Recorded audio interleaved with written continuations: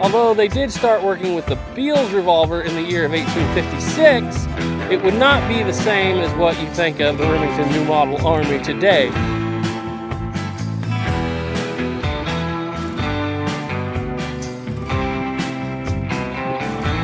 And if you're like me, you're into the history stuff, the books, you like the guns are worth their weight in gold. Because the gun, it's fun to shoot, it's fun to point with, but without the story there, if you're a history person like I am, without the story, it really doesn't mean all that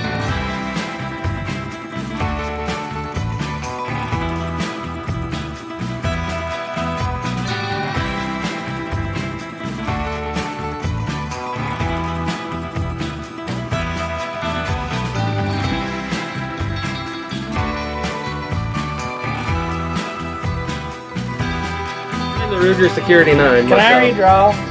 You already looked? No. You sure Alright. you did? Now on 3.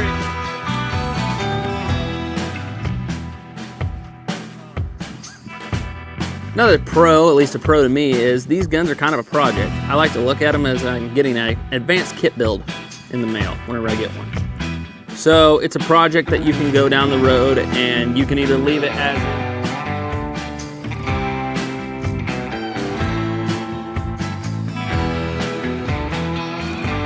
Most people believe that the Walker was Colt's first extent to a very, very large pistol, but it wasn't. This was. This is Colt's 1839 patent firearms revolving carbine pistol. It is massive.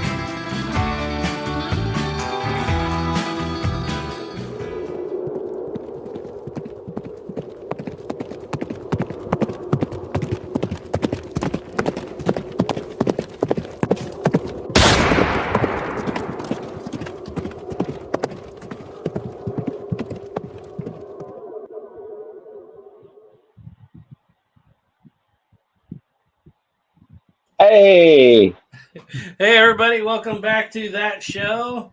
It's almost like having a special guest. It's been so long since Snapper's been on this thing. yeah. Usually when I'm out, I'm just kind of the quiet guy in the corner lately, so it's all good. I'm seriously considering I really got to remake that intro because as soon as I made it, we've literally never had everybody that's in that intro on at the same time. That is true. That is true. So it's like, I don't know, it's hard to get. And that was back in the days when I used to wear the mask too, so you gotta get rid of that stupid mask. Got to redo the intro. Got to add Sheldon. And Yeah, that'd be cool. But anyway, so a little bit of change up here on the Reload Show. Duke is taking a break from live streams for a while. He's well earned it. He's been doing a live stream nearly every week since 2016, I think. So he has earned a break, and so I don't know when he's going to feel like coming back, and when he does, he's always more than welcome on the Reload Show, and hopefully we'll be back on Tales of the Trail sometime. But right now, I think he's got a lot going on, and he's decided to take a step away from the YouTube community, the internet, for just a little while, I think. So that's all good. We wish him the best. But Exactly. we have And it's Snapper completely back. understandable. Yeah, because completely Snapper's been doing understand. the same thing for like the last 3 months. Well, heck, it's been more like the last 6 or 7 now. I mean, it was really right around the beginning of the year is kind of when I didn't even produce a video since the beginning of the year. I really need to do that. I have quite a bit filmed, but just haven't finished editing. I have like 6 videos that are like pretty close to being done. I don't know why. After a while, I don't know what it is. You get a little burnt out on it, but yet then you start coming back and you find the passion again. So hopefully that passion will kick in really hard soon. I do that too from time to time. But what I found out was since I started making these more like documentary stuff with the Colt and the trapdoor and all that stuff, I found out I was working just as much but putting out less videos. Working just as much on the videos. But you can't just wing it. Like you really have to sit down and study it because every single thing you say is going to be scrutinized, especially in a documentary style. Yep, exactly. And that's what and Sheldon couldn't make it tonight either. And so I was like, well, it's just going to be me. So I called you up and I was like, let's do something, let's talk horse pistols, Colt horse pistols. Let's talk horse pistol. And that's when you made me feel like this has been a long time because you told me it's been 2 years since we did a live stream featuring Colt's revolvers. I'm pretty sure it's been about 2 years. I was just looking. It's been over 1.5 years since I did a history of the handguns of Colt. Yeah, it's been a while. You have a whole bunch more subscribers, and heck, I do too, I guess. But some people may not even remember that was a thing at this point. As fast as the no, internet moves, because you know the way YouTube is. Once somebody finds your channel, they'll never look at your old videos. Usually, some of the old ones are my favorite. And so you're going to have to help me along here because everything that I had in my head about Colt has been removed and replaced with other things. Don't worry. I kind of feel a little bit of the same thing. God, we got the little the Bible back there up on the I got my books at Old Haven in Belden.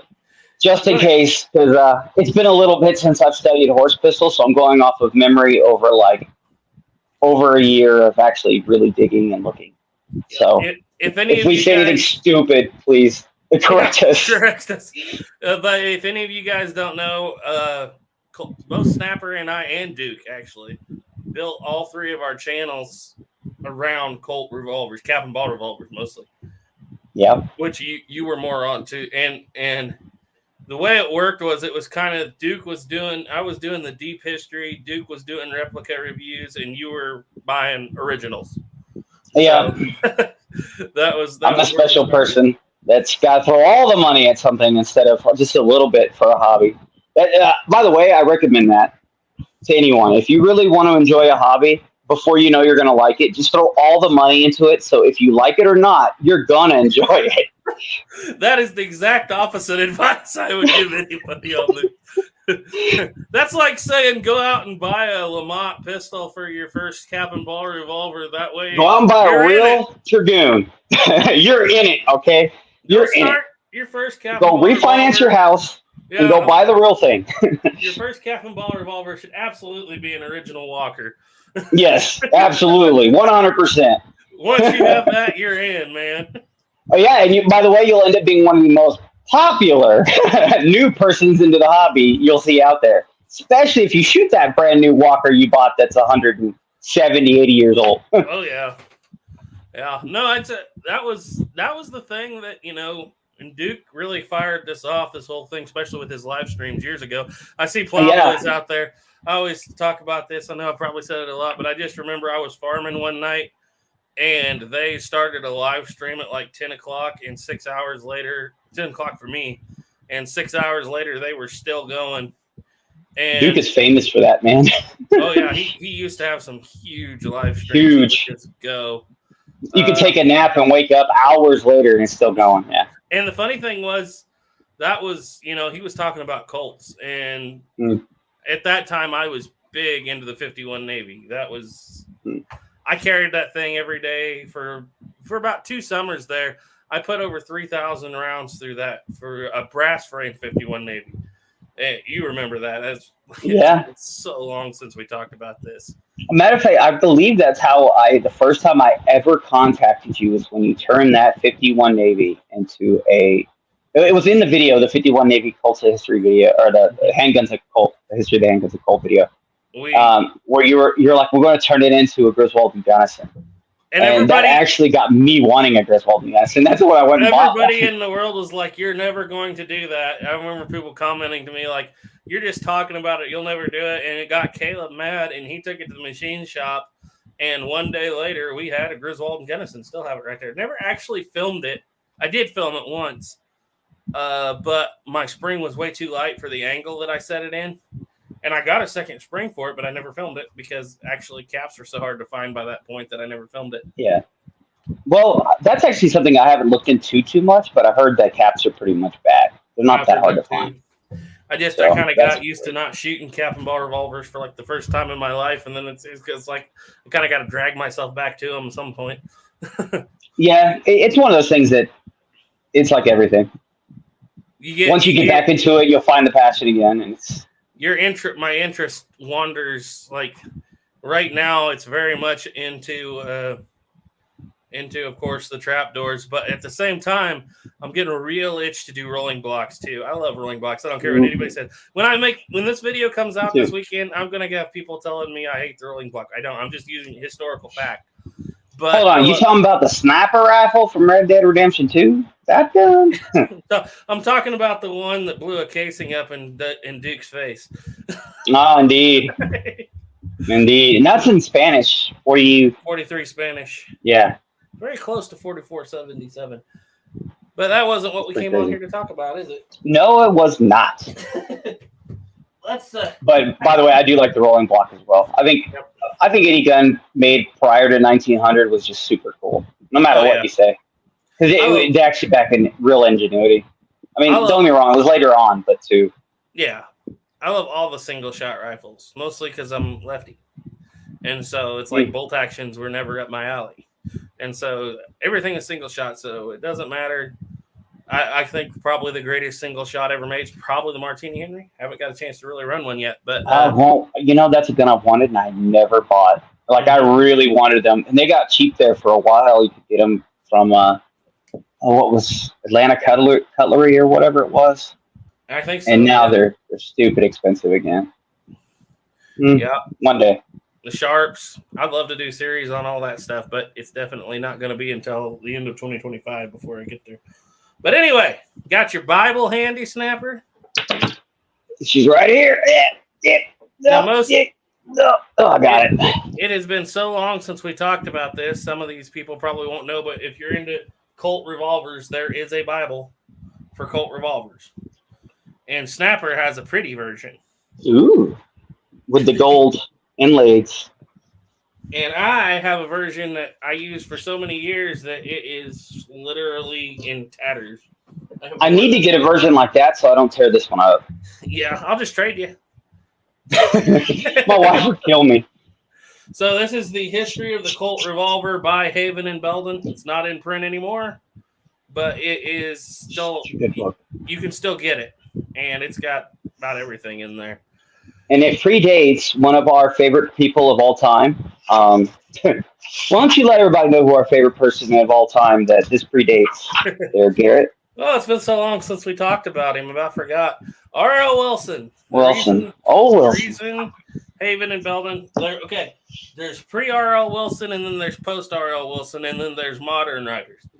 This is a Bible this was written in the 1940s, so it predates R.L. Wilson because R.L. Wilson just wrote whatever he felt like writing that day that might make him some money. And so a whole lot of history has been completely changed in the Colt revolver. There's people who will tell you that the 1860 Army was being made in a fish factory down by the river after Colt was burned up, and they continued to sell the 1860 Army to the military and kept all their contracts. And that comes directly from R.L. Wilson, who made that story up so that he could sell an 1860 Army in a certain serial number range for a lot of money. And it never happened. It never existed. Well, don't you know most fish factories have lathes, mills, yeah, everything you're going to need, a wood shop, everything you're going to need to build. He made it down in a cannery. So that was taken as gospel for forever. Yeah. I've heard that in like the collector world. Yeah. I can't think what's another RL. It's been so long since I studied it. I can't remember the. Well, there were the biggest ones for me weren't just the outright fakery, which that does make me mad. Mm-hmm. But the guns that we know that were in the museum that we're not sure if they're actually the original guns anymore. Like the very first gun ever produced by Colt. That gun, it looks like the one. But we are not 100% sure that that's actually it because R.L. Wilson had his hands on the best Colt collection in the world at the museum. Are you talking about the encased Patterson with the cylinder encased? Yes. Okay. Yeah. And a lot of these really, really rare variants went out to be looked at or filmed or whatnot. And come to find out, they went to a couple people who are known for faking guns. And so the theory is, and the police pretty much proved this theory on some of the guns 100%, that the real gun was brought to somebody and they made an exact perfect fake. The real gun got sold onto the market and the fake one went back to the museum. And that was proven by the courts that actually happened by law. But I think he ended up. I forgot the exact reason why he didn't get real prison time for that. I think it was because it was past died. he died, but it was past the date where they could charge. You have a certain amount of Statute of limitations. Yeah. And that plus there were guns that were originals that were, hey, there's this really special variant that was, engraved that now we're not even sure if that was real. Like, because he just took original guns and had them engraved to look like a really special version, So that's the scary part is you could go look at the most important pieces in history for Colt or even, the revolver. And yes, there might have been a version of a revolver before Colt, but I mean, let's be honest, it never went anywhere till Colt anyway. So that is extremely important, and it might be fake. Yeah, Which sucks. The main thing is, as a researcher, especially when you're trying to do a historic series, it was so difficult to just erase Wilson from everything. It was difficult until this guy came along. He was the history of Colt from like 1970s onward. Then Charles Pate came along just with this book. Even though it's called the Model 1860 Army, it covers everything 44 caliber Colt, basically up to the everything from the Walker all the way up to the single action Army. And so he erased a lot of bad history.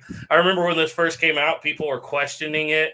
People were like, this doesn't sound like anything I've heard before. But Charles Pate spent years in the production of this book. And the way he did it was he literally was in 1 week, he'd be in an attic in Maine looking at a revolver. And the next week he'd be in somebody's basement down in Texas looking at a revolver. And he completely did away with all the R.L. Wilson history and just wrote his own stuff. And the stuff that he actually physically saw with actual real evidence. Nobody had done Nothing that more. since Wilson, because Wilson was the expert who had access to the Colt Collective library, and the collection and the library, and their. So nobody had done that since. Pate's done it now. A lot of the things that people for years took as gospel, now we have to question. But he has done an excellent job and cites his sources very well, just because he knew what kind of uphill battle he was facing. But anyway. Well, just for a small example for you guys, when we did the video on the Pocket Navy, yes, poor Garrett here spent more time than I would probably person. You would have spent the same amount of time as a person researching to write a book that he just did to get this little bit of information on one pistol because it was that messed up. It took me a year. Remember that, to make that video? Oh, it would yeah. be like I would send you in January. I'd be like, look, I found the answer. And then in April, I'd be like, never mind. That wasn't the answer. Yeah. But no, it took a year. Even when I was making the other videos, I knew that one was going to be hard. I never want to. It's not been the hardest video I've ever made, though, because the hardest video I ever made is going to be the one coming out this Sunday. And I did not spend a year on it. Well, I kind of did, but it was just drinking from the fire hose of information. Oh, there's so much information, it's hard to distill it versus there's no information and you're trying to make something out of that. Yeah. Okay, that makes sense. It's like I want all of it in an hour and a half because I don't want to go over that. And now I'm looking at it and like now next week or some point, I'm going to have to make a 15-minute prologue to go at the end of it, So, but yeah, no, that has been the hardest. It's like all at once. That one took, the 1862 took the longest. This one's been the hardest. That's interesting. That's cool. But anyway, so let's go through a few of these chats before we get into talking about horse pistols. All right, so pardon me. Louisiana Gray's in. He said, looking forward to it, Snapper. I think he's commenting on your channel. Diane, good to see you, buddy. Says, good evening, all. Louisiana Gray said, good evening, all. Horse pistols, this ought to be interesting. Horse pistols, how interesting. Kodak Tackman's in. He says, good evening. The Best Badness says, hi, folks. Eric M509 says, howdy. Brandon Birch said, load 6 if your guts tells you. Forgot about that. If your gut tells you. Mm. John Wayne. Good John Wayne quote. Howdy, y'all. Jay and RJ Arms and Ammo says, hello, fellers. Hey, good to see you here. Chris Klein said hello, all. William Schlosser said hello. Horse Pistol Folk. The Cowboys Right said, hi, everyone. Pablo's Ghost said, sometimes you need a break. Yeah. Yep. That's kind of, I think, where Duke's at for just a little bit. We can't burn him out. He's the expert. Yeah. The We're best all going to be screwed if we burn him out. The best badness 420K said, handguns of Colt was what got me into this channel. Oh, that's good to know. Louisiana Me Grace too. said, can I put that on, talking about the Walker, buying the Walker is the first, can I put that on Snapper's credit card? The Oh, original no. Walker, that is. I remember one time when you were I was close. you were 30 minutes away from owning an original Walker. Yeah. It I was so close. It was so insane. I was biting my nails just knowing that, and then we didn't do it. So it's fine. I was. You know what's sad was is I think I talked about this before. Was the person who ended up with it? The whole idea was to try to flip it for a little extra money, and it didn't work out that way. Oh, So, you know where? a matter of fact, I believe he sold it for just under what I bid. And I mean, it wasn't like this was a cheap one either, guy. I mean, this was a full price Walker. This was, hey, I want to be living on top ramen for the next couple of decades. So, you know, your banker would have been happy with you. No. The Vets Madness said they're back. Just having fun said, get a Peabody Martini action with a cool external hammer. I've fooled around with them before. I've never shot one, but I have worked the actions on several of them. I love the Peabody. it is cool. They were so close in 1865 to adopting it for the United States military. Like, they had the paperwork signed, but then Peabody was like, oh, I can't remember who it was. I've said it in a video. He was like, it was owned by the, not Rhode Island. Peabody had sold the rights already for production, and so the government was going to have to pay for the production, somebody else to build it, and they couldn't afford to do it. Like, we were within one name on a paper away from adopting the Peabody at the end of the Civil War, and had we done that, we would have had the Martini Henry, I believe, later on. So Probably. didn't work out because the finances didn't come through. It would have worked out if they would have if he could have just sold the license and they could have made it themselves, but it didn't work out that way. Peabody is an awesome story in and of itself. One that I've been putting off getting for 6 months now. Best Badness said, oh yeah, probably the, I think he's talking about the Haven and Belden book, or the Charles. Or an original Dragoon. Hopefully it's an original Dragoon. Franklin Horse said, hey. Eric M509 said Wilson only spent a year in prison for his crimes. Iron Wings 3187, haven't seen you in a while. Said, howdy, Garrett. Had my first article written. Will be published in the Single Shot Exchange. Threw out a shot to you and everything black powder. Cool. What single shot did you write it on, if you don't mind my asking? That'd be interesting to see. I have to. Congrats on that. That's awesome. Knowing you, last I talked to you, you were into Thompson Centers and the replica or the production Hawkins and stuff. David W. said, good evening, guys. Chris Bird said, hey, guys. Gina Wood said, hello, Snapper. Hi, Mama Woods. Josie Wells said, what's up, guys? Better late than never. Don't worry, we haven't even got started yet. And Gina Wood said, good to see everyone tonight. All two of us is everyone. Yeah. So anyway, let's talk about, well, we might as well, before we start talking about the Fleck Dragoon, because we're going to get there eventually. Well, let's talk about what is a horse pistol. What started with the horse pistol? I would say, we go back to the very first. A horse pistol was a pistol that was designed to kill a horse at 100. No, it was a pistol designed to be carried by a horse. I mean, like the horse to carry it in battle so he can shoot. Your horse needs to shoot at the enemy too. It was designed. That's what. Who was the one that? I think it was Othias had that picture drawn up of the horse with the pistol because it was a horse pistol. Yeah. Horse pistol was known as the holster pistol by Colt because it was designed to be carried on a holster on a saddle, not designed to be carried on your belt. Now, wouldn't that the very early version of those basically be like the British Dragoon flintlock pistols? Were those the same? Were they carried on a holster by the horse? Yeah. There was. They were? Yeah, those were very hard unless they had clips to carry them on your belt, like the old Oh, single that's right. shots. Yeah. So, I still think that the origin for the size of what the Walker ended up from that.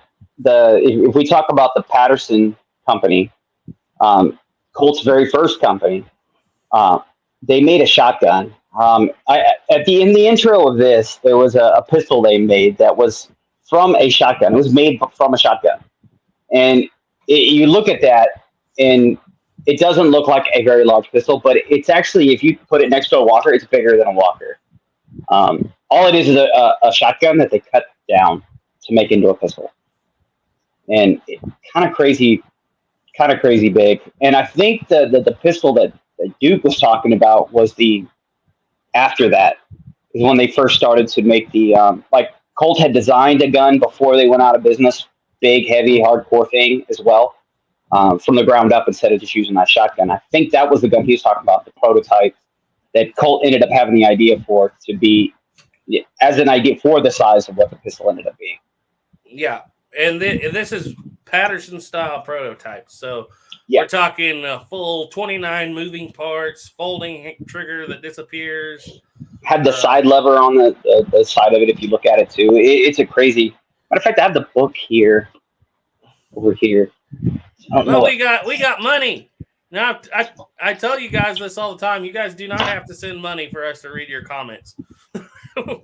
But if you do, we appreciate it. Absolutely do appreciate it. This is the best bad news 420K said $5. He said, I think I was told to ask while Snapper was here, and I guess this is the best time. Was there any known example of a cartridge converted Walker?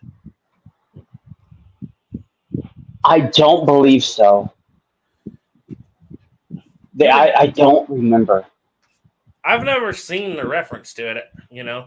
I've never seen the reference. I've seen Dragoons, quite a few Dragoons, even a Dragoon with a top strap. Yeah. Well, I gotta grab I'm sorry on that one. I'm drawing a blank. My internal of me, like for what I remember, says no. You're looking at But to convert it would be 1868 or later, basically. Boy, they'd be hard to find even by then. yeah, I mean, And they Yeah. were always known as Colt's Dragoon pistols. You know, even later on. yeah, you wouldn't have called it a Walker at that time. At that Yeah. time, if somebody said, "Hey, I have a Dragoon," you could have pulled out a Walker, and they would have said, "Oh, that must be like just the early Dragoon." Yeah, so the Most people didn't call it. Yeah, go ahead, Beth. the real issue is when you see all that stuff, like unless you see the actual picture of it, like you might have somewhere where some gunsmith said, I converted a Colt's horse pistol or a Colt Dragoon. And you're like, oh, well, that's nice to know, because literally, a lot of people, you know, really, a lot of people get after John Wayne in the in the True Grit. Yeah, Because he picks up that Walker, and in the book, it's obviously a Dragoon, but he picks up that Walker and says that's a Colt's Dragoon, and to me, it kind of is realistic, because if some Missouri bushwhacker in the early 1870s picked up a Colt Walker, the first thing he would say is that's a Colt's Dragoon, because it looks. I 100% agree with that. Yep. I think they would have, honestly, I really think they would have referred to the Walker as that's an obscenely large Dragoon you have there. Yeah, it's just a little longer barrel and a little Yeah, funnier-looking a little bit. lever. Right, and a little bit longer cylinder, but not. It's not so overly massive that people would have thought it would be something completely different or called it something completely different. And if some No. military person picked it up, that would have said that's Colt's holster pistol. If we were talking about that shotgun they made this into, let me see if I can pick it up. This is the shotgun they used to turn into the pistol later on. Mm-hmm. That model, and I got the pistol over. And this would have been 1930 or 1930. It's 1839 when they did this. And here is the revolving carbine pistol. Make sure I got it on the screen. It really is a big, really big pistol. Because all they did was use that shotgun and cut it down. Yep. Yeah, Iron Wings. We'll talk about that one here in just a minute. Let's see. So I hope that answered your question, Best Badness. I'm sorry. I've never seen an actual reference to it. I thought maybe Snapper might have, but I don't know if there is. I don't remember ever seeing a reference to a Walker ever being a cartridge converted. Okay, so that doesn't mean it didn't happen. I'm just saying I don't remember, like truly deep down inside, I don't remember ever once, because I probably made that into a big deal. That would have been kind of neat to see. one of the first ever Colt horse pistol conversions is actually in Haven and Belden. And mine is so falling apart, I'm having trouble finding the page it's on. But it's... Let me go through mine here. Is this it right here? Oh, yeah. It's on page 133. 133. Everybody turn to page 133. Page 133. The power of the old model holster pistol. And on the third day, God created Colts. In the section on self-exploding metallic cartridges. I'm here. Oh, there she be.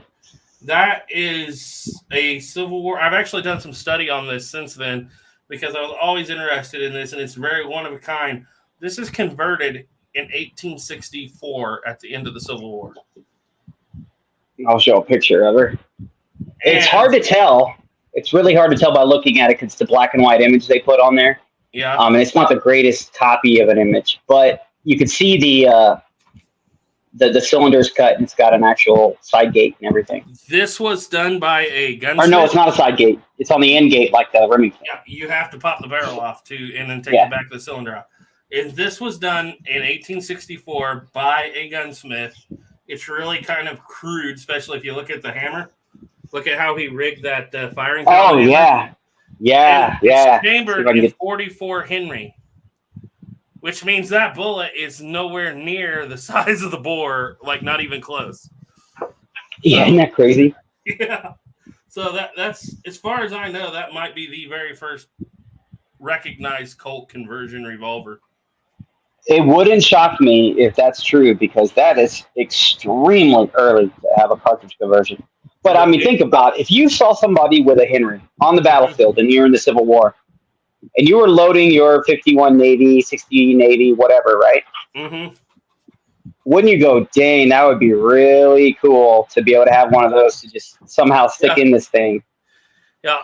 I guarantee you there are many people who would have thought that. I was talking to Sheldon about it one day. We were having a discussion on that very revolver in that picture. And he was like, they probably didn't care if it was accurate or not. It shot fast. Yeah. And it wouldn't shock me if they just lined the barrel as well. They could have, but I haven't seen anything on that. Yeah, I mean, me neither. 44. Matter of fact, we have the serial number on this gun, don't we? No. Yes, we do. Is it? I thought it was. Yeah, it's 15,144. Is that a third model?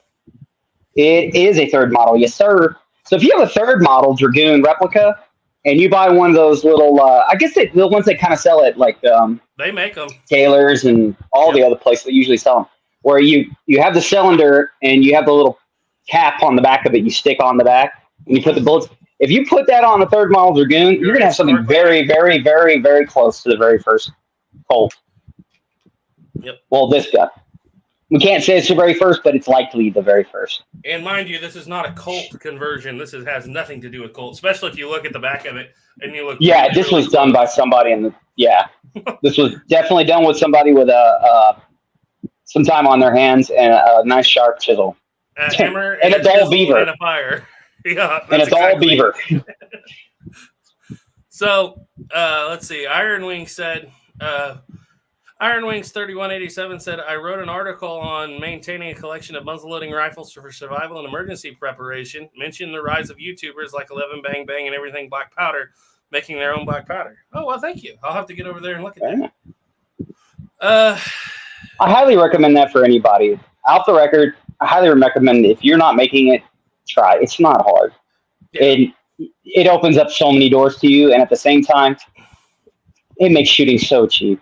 Especially if you're doing cap and ball, you're taking away a large percent of the actual expense. If you're doing flintlocks, you literally have taken away all the expense. Yeah, you're taking almost everything away from shooting a flintlock. It's not hard. It's not witchcraft. It's nothing crazy to do. And I personally view it as being pretty safe. Yeah, just because you're not doing a lot.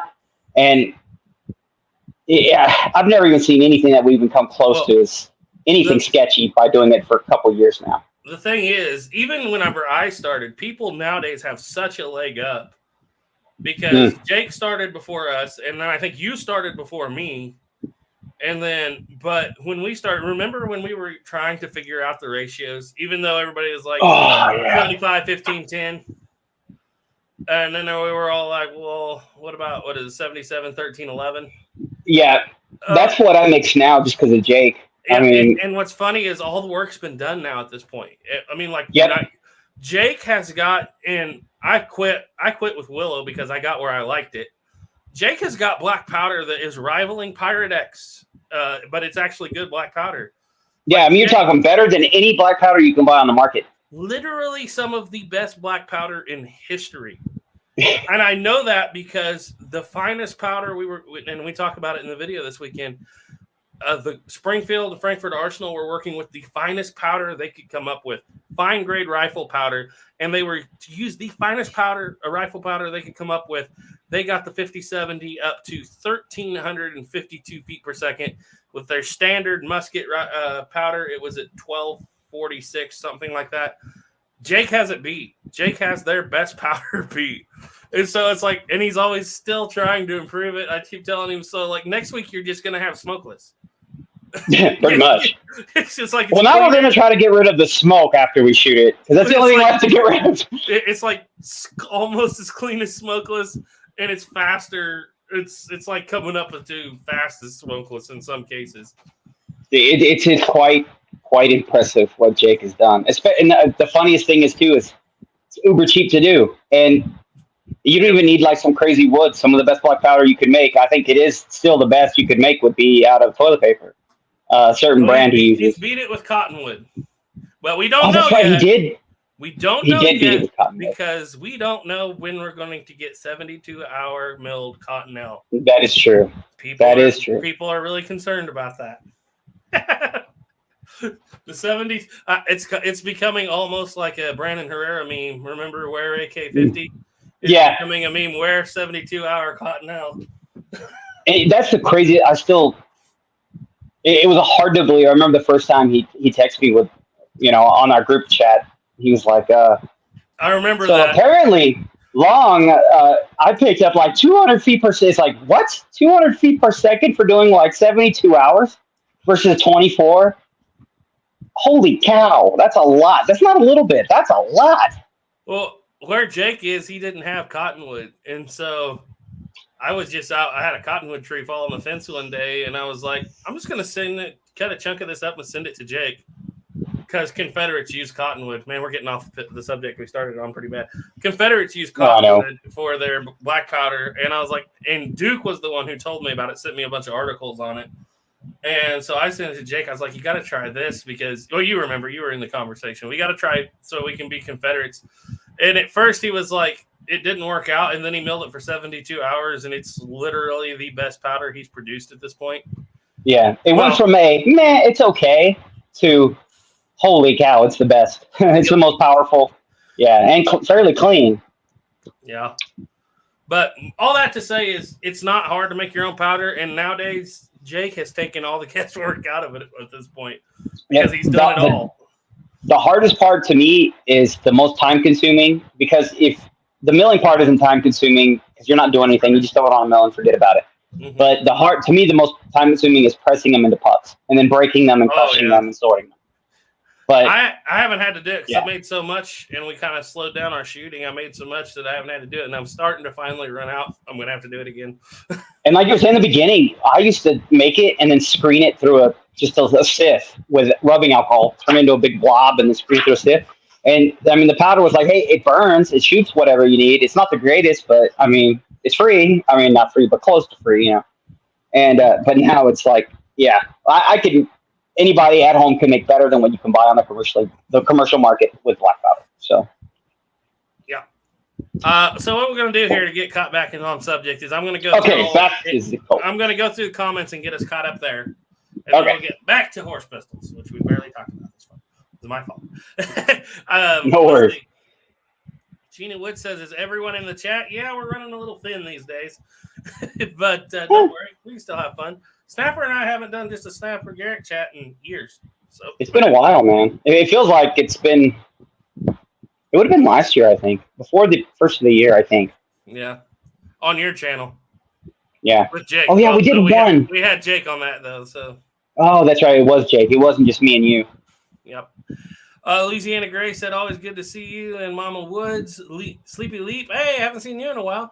Said, "I'm really curious. Were British land pattern pistols, often referred to as dragoon pistols, used by officers on foot or a lighter piece, private purchase even?" You know, I'm really not for sure. That's something you'd have to take up with Ethan. The British land pattern pistol is kind of before what I study, but my guess would be, yeah, either that or they had box lock pistols, but I'm not sure on that exactly 100%. Iron Wing said, "A 10-gauge Colt root revolving shotgun that was on Forgotten Weapons. Seriously had to restrain myself from bidding on it." Oh, yeah. It had the cross in the grips. That is one of the coolest. That is, isn't it? Especially just because I'm partial to the root pistol design. The funny thing is, when they made that, they were going for, and they actually made a couple variations of it because they were going for, that was going to be the 1860 Army with the top strap and the root design. But it had that same Remington problem. It gummed up. The top strap catch too much fouling, shove it back down on the pin. And I can say that because I have a root pistol back there. And if you get 2 cylinders out of it, you're doing good. Yep. That's why, honestly, with black powder, I don't believe the top strap was a good idea. It just, the pistols didn't make the horsepower to need the top strap. It just didn't. Exactly. And the only time black powder was good with the top strap was when Colt introduced the bushing in the 1873. Yeah. Honest to God, that was the first top strap pistol that you could actually shoot a lot without fouling. Because it's designed with a separate bushing for 2 points of turn on the base pin. Okay, Saboteur. Hi, Sheldon. He said, "Sorry I couldn't be in the chat, but I'm going to try and watch it." Well, we appreciate that. Catch us if we tell any lies. That's what Snapper was like. Snapper was like, "Sheldon," he's like, "Does he know anything about this?" Because he's like, "We could talk on it too." And I was like, "Yeah, he has the fate book too, and he's read it more recently than me. So I guarantee you, he probably has more knowledge on this." He was sitting there when we were at a reenactment a few months ago, and he was sitting there and dropping Colt history bombs on me that I had. It was like reawakening a certain part of my brain that was gone. So yeah, I don't know why. I always find so much joy in talking about Colt. No other real gun does that for me.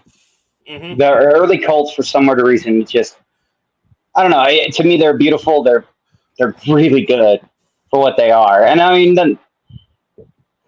they kind of changed this country to be. It has a large part of what this country is today because of this pistol. Yep. Like, whether you want to believe it or not. A bunch of guys with Colt revolvers and single shot rifles changed the world from 1830 to 1900. Changed the face of the earth. And that Colt revolver was there the whole time, be it in the cap and ball form, double action, all the way through to and the Army armed with single shot rifles and Colt revolvers. Speaking of that, we need to get one of my single actions down to you to play with. I haven't seen you get to play with a real single action army in a long ever. Actually, I tell you what. Hopefully by December, when I get to the model of 1873, if I get there by December or January, I'll need it because it's going to. Well, I'll probably send it to you early to play with because I mean it's not like I don't have 3. It's like well, I'm not going to get off on this. Everybody's going to, and I don't want to talk about trapdoors tonight. I'm trapdoored out for it. But when everybody says the troops at Little Bighorn were armed with only 1 shot, they forget that they're armed with 7 shots. Yeah. Because every one of them has a Colt single action army on their hip with their single shot. And so they're not technically any less armed, unless you consider the cap and ball revolvers, than they were with the Spencer. So, and they could load those Colt revolvers way faster. what's kind of sad to me is how many reports, if you read the Indian side, of how many men shot themselves with their pistols. That was kind of sad to hear, but I mean, I understand why, but that kind of sucks too. Yeah. Well, getting off that, because we tend to go into this and become the we tend to just literally do have this. to start renaming this show the Little Bighorn Show. Sheldon says we might as well rename it Red Cloud's War. That's all we talk about is those few little things. But anyway, back down to what we were talking about. No, you didn't interrupt us. Don't worry about that. Best Badness. Louisiana Gray said Josie Wales had a pair of Walker. That does just fine. That's all I wanted to know. Thank you. He said, it's like I said, look for a third model Dragoon to convert. You'll be historically accurate because at least one existed. By the way, one more tiny thing off topic with that. Somebody, for the love of God, please make a replica of the actual 44 caliber 51 in Navy. The 44 caliber 51 Navy. We just need a replica of one. Oh, I was about to say you just watched Jake's video because you put the same voice he did on Humanity Needs 5070 brass. Oh, yes, for the love of God. Humanity does need 5070 brass. Please, Starline, make 57. That was the most earnest and honest feeling and emotion I've ever seen from Jake. See, Adam. 5070. He's almost in tears. Like, you don't understand how bad we need this. We don't understand. I do too. I only got I got a couple rounds the other day from. I'll talk to you about after this. But you found some brass? Yeah. I'm drawing a freaking blank. We had him on the show once. Just once? We called it. His name is Shiloh. That's how I always refer him to. Oh yeah, Shiloh Arms. No, it's not Shiloh. Arm for you. Arm for you. Yes, Arm for you. He came down to Vegas. I actually saw him. Me and my wife did. So, dude, really cool guy. That was so much. It was so nice to actually spend time. But he actually sent me I think it was like 8 or 9 pieces of brass. I was like, dang, that dude sent me like $1,000. Starline, what you need to do is make brass, or anybody out there make brass and just slowly release it. You'll make yourself very wealthy. Very wealthy. 50, 90, 50, 70. But anyway, all right. So, 394. Yeah, that was back when we were on that page. Best Badness said, I didn't know they converted them that far back. They didn't. Somebody did. Some blacksmith, some gunsmith did it because the 44 Henry cartridge was there. And that's all they needed to try to put that thing in a revolver. Ironwing said, okay, he's talking Sleepy Leap, blah, blah, blah. I'd always wondered how frequent backyard conversions were back then. I don't know how frequent they were, but they definitely existed. I've seen quite a few 1860 Armies and 51 Navies with look like homemade conversions from some gun shop, or seen some really good ones, and I've seen some really bad ones, but I've seen them. Best Badness says, does it take all the stuff that Jake has to get into making black powder? No, not for start. He's so advanced, he's got the heating chambers and all that stuff. He's almost got a real production line now. Yeah, so all you really need is the 3 main ingredients. You need a press. Well, you don't even technically have to use a press if you're not, especially if you're loading for rifles and you're not concerned that your powder is like really crazy good.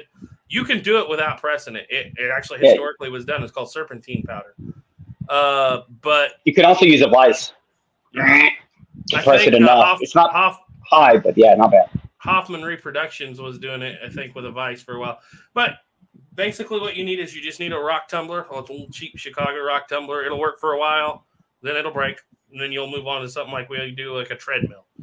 And yeah, if you got a treadmill, yeah, that's what you do. You need your 3 main components. And if you want to be really good at it, you need a pucking die and a press. So after that, it's pretty simple. Let's see.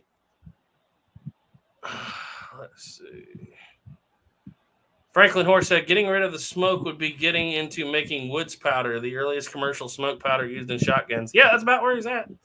Yep. Brandon Birch said, in addition to Brandon Herrera, where 1851 score. Wow. Wow. He is referencing the 1851 Navy squirrel hunt. Do you remember when we talked about that like 3 years ago? Yeah, I Brandon do. Birch, that is a deep cut. That is a deep cut because it's so true. I want to make like I thought we were going to use a 49 pocket. Yeah, we were. Make a Yeah, we're going to use a 49 pocket and turn it into a rifle. Navy, make a full-length rifle out of it and go squirrel Yep. hunting. There was actually in history a gun made out of Belgium that looks like a 51 Navy with a stock and a long barrel. Wasn't that a Manhattan? You know, it might have been. No, I think you're right. It might have been a Manhattan. One with all the cylinder stop notches in it. Wait, like 12 stop notches. I believe so. I got to look back. If you guys look on my channel, shameless plug, by the way. I think it was the first year or second year I went to the Las Vegas Antique Arms Show. You'll see a video of one. It is such a cool gun. We were thinking about this, like, man, this would be really neat and as a 49 pocket or even 51 Navy or a pocket Navy would be really cool to do because it'd be a really small, lightweight rifle for squirrel hunting. Man, I'm going to have to do that just for Brandon Birch, even if I just use a regular 51 Navy. It's going to take us about as long as it took Brandon to get that 50 cal, so we'll see in about another decade. Franklin's horse said it had lower pressures than modern smokeless and was using early shotgun shells. This Cowboys Ride said got our 3.5-inch Woody's pucking die in yesterday. Hope to try it out this weekend. I have that exact same die, and we had to move up to a 60-ton press to get proper compression on a die that big, especially because it comes with separate compartments, so you can do 4 at once, and you got to have a lot of pressure to make that dude work right. If you don't have a powerful press, just use a smaller die. It'll allow you to actually put more pressure per square inch. 1-inch die? I actually have all the way one down for fun just to see what it get. And actually Jake is right. You can get it 2 dense. Like I had one I made down to a 1/4 inch, like the size of your pinky, just to see how like hard I could make the little pellets. But I normally use one that's about 1.25 inches. Mm-hmm. That's what I'm using. It still takes a little while, and I'm using a 40-ton press, and I put all my weight into that bad boy, and it makes good powder, I believe. It might still be a little too dense, but it's pretty nice. I like it. Jake's in. He says, howdy, boys. Everything by Hey, Jake. $8 short as usual. We're telling all kinds of lies about you, Jake. If you want to defend yourself, you better get on here. So Yeah. We've said, thank you, Love and Bang Bang. Yes, it's been a little bit, but I hope you guys are well. Looking forward to my half flap right-handed twist draw from Duke Frazier, by the way. Oh, I hope you get that pretty soon. Let's see. Gray Pilgrim said, hey. Sabador said Lodgewood made a copy of a 44 Navy-esque Colt pistol. Really just a Pieta 44 Navy with the barrel turned. Yep, that's kind of what it is. And it has to have a fluted cylinder. And it has to have a Navy grip. Yep. Okay. That'll be the way to do it. Greg Pilgrim said, don't tell Jake I have about 40 pieces of 50/70 brass. Don't tell Snapper that. I've spent almost $300 on 20 pieces one time. Ooh. Just to have it.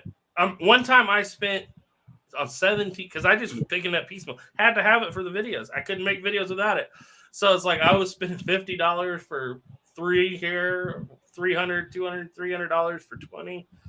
So this means if Starline starts making brass and it gets down to like, my money's a bag gone. of 50 for like $40. Yeah. Call Garrett and make sure he's doing okay. Oh, I'm fine. It's gone. Just call and make sure he's doing okay. There's sometimes you just, you got to do what you got to do. You don't have a choice, yeah.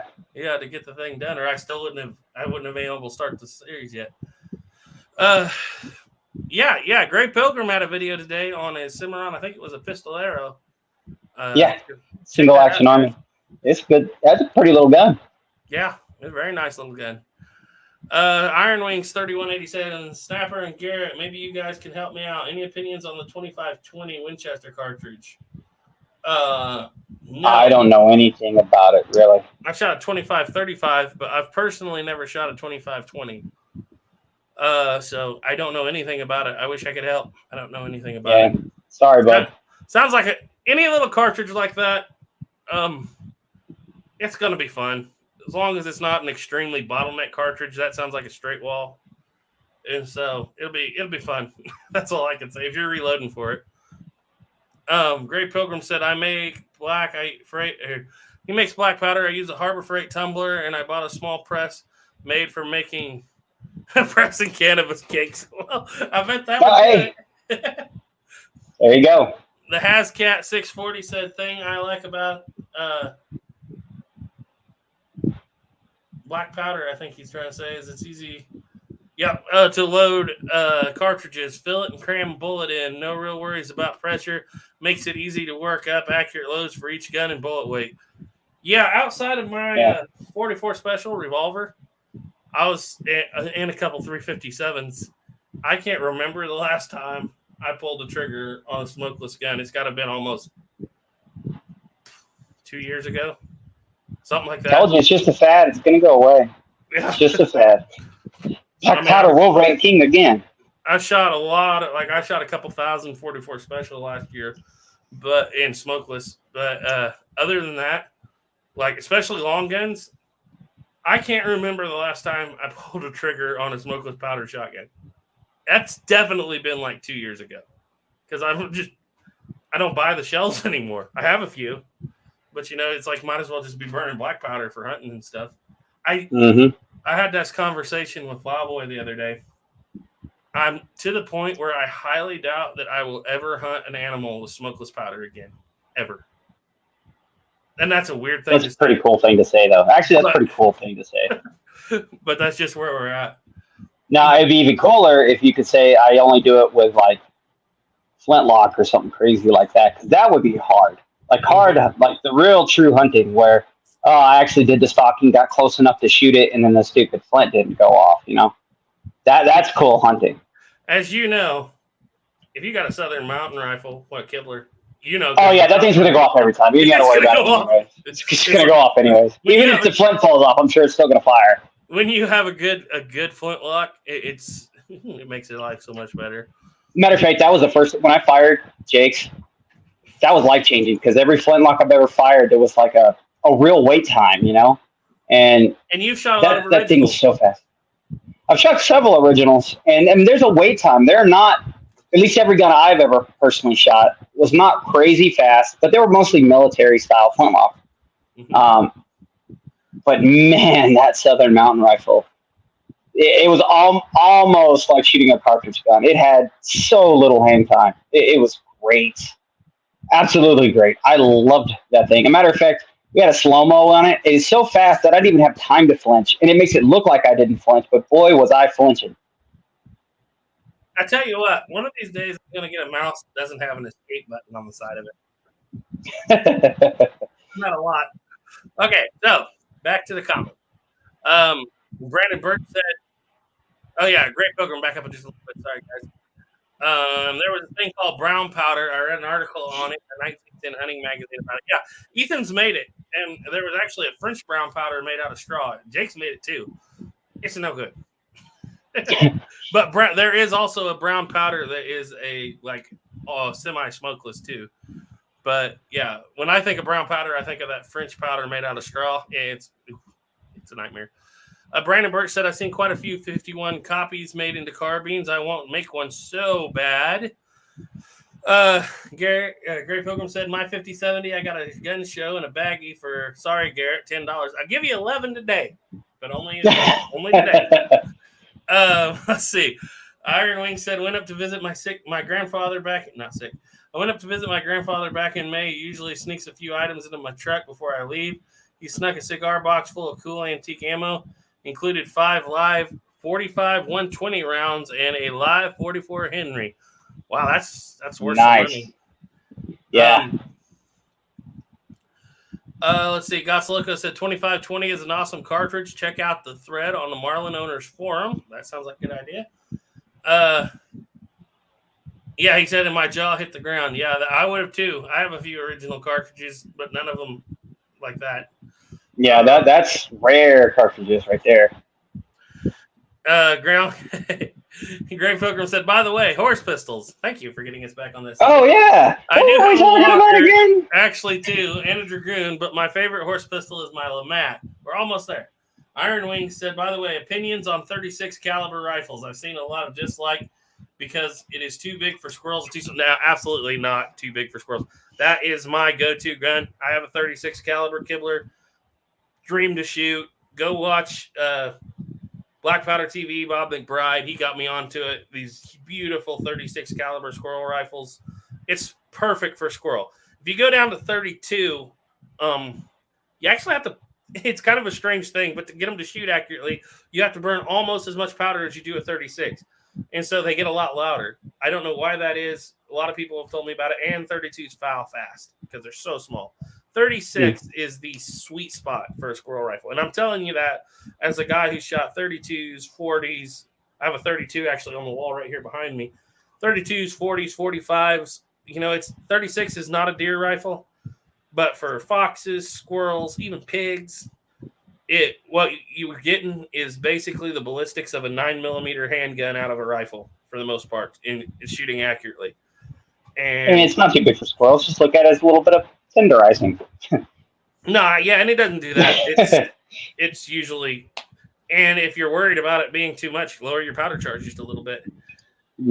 Okay, so back to that. No, 36 is an excellent, and 36 is a very historically extremely popular caliber, especially in East Tennessee. Sleepy Leaf says, speaking of Kibler, last off-topic comment from me. I'm sourcing an English walnut blank for Kibler to put into my English export Fowler kit. It represents a middle gun made from the 1760s to 70s.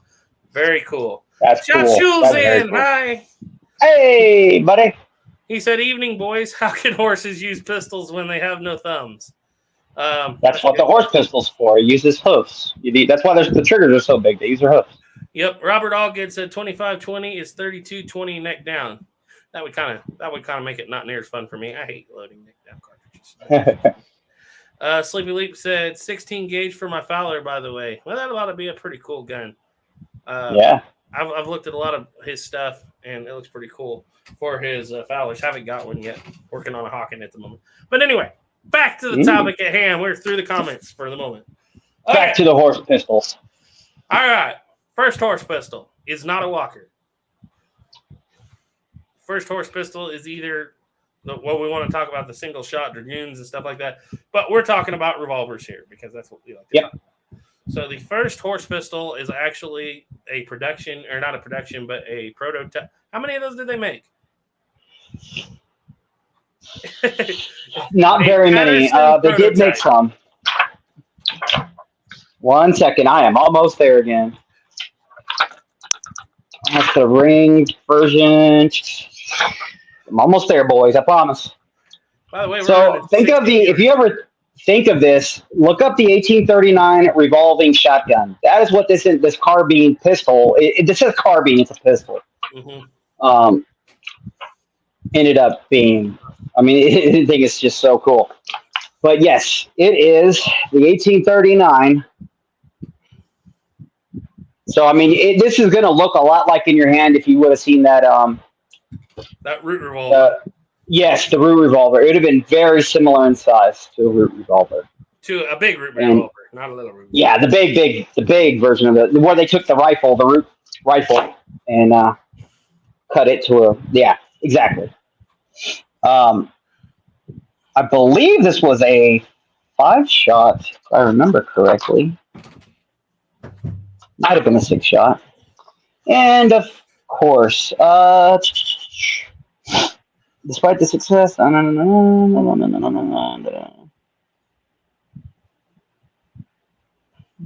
Whoa. So this one was supposedly number 50.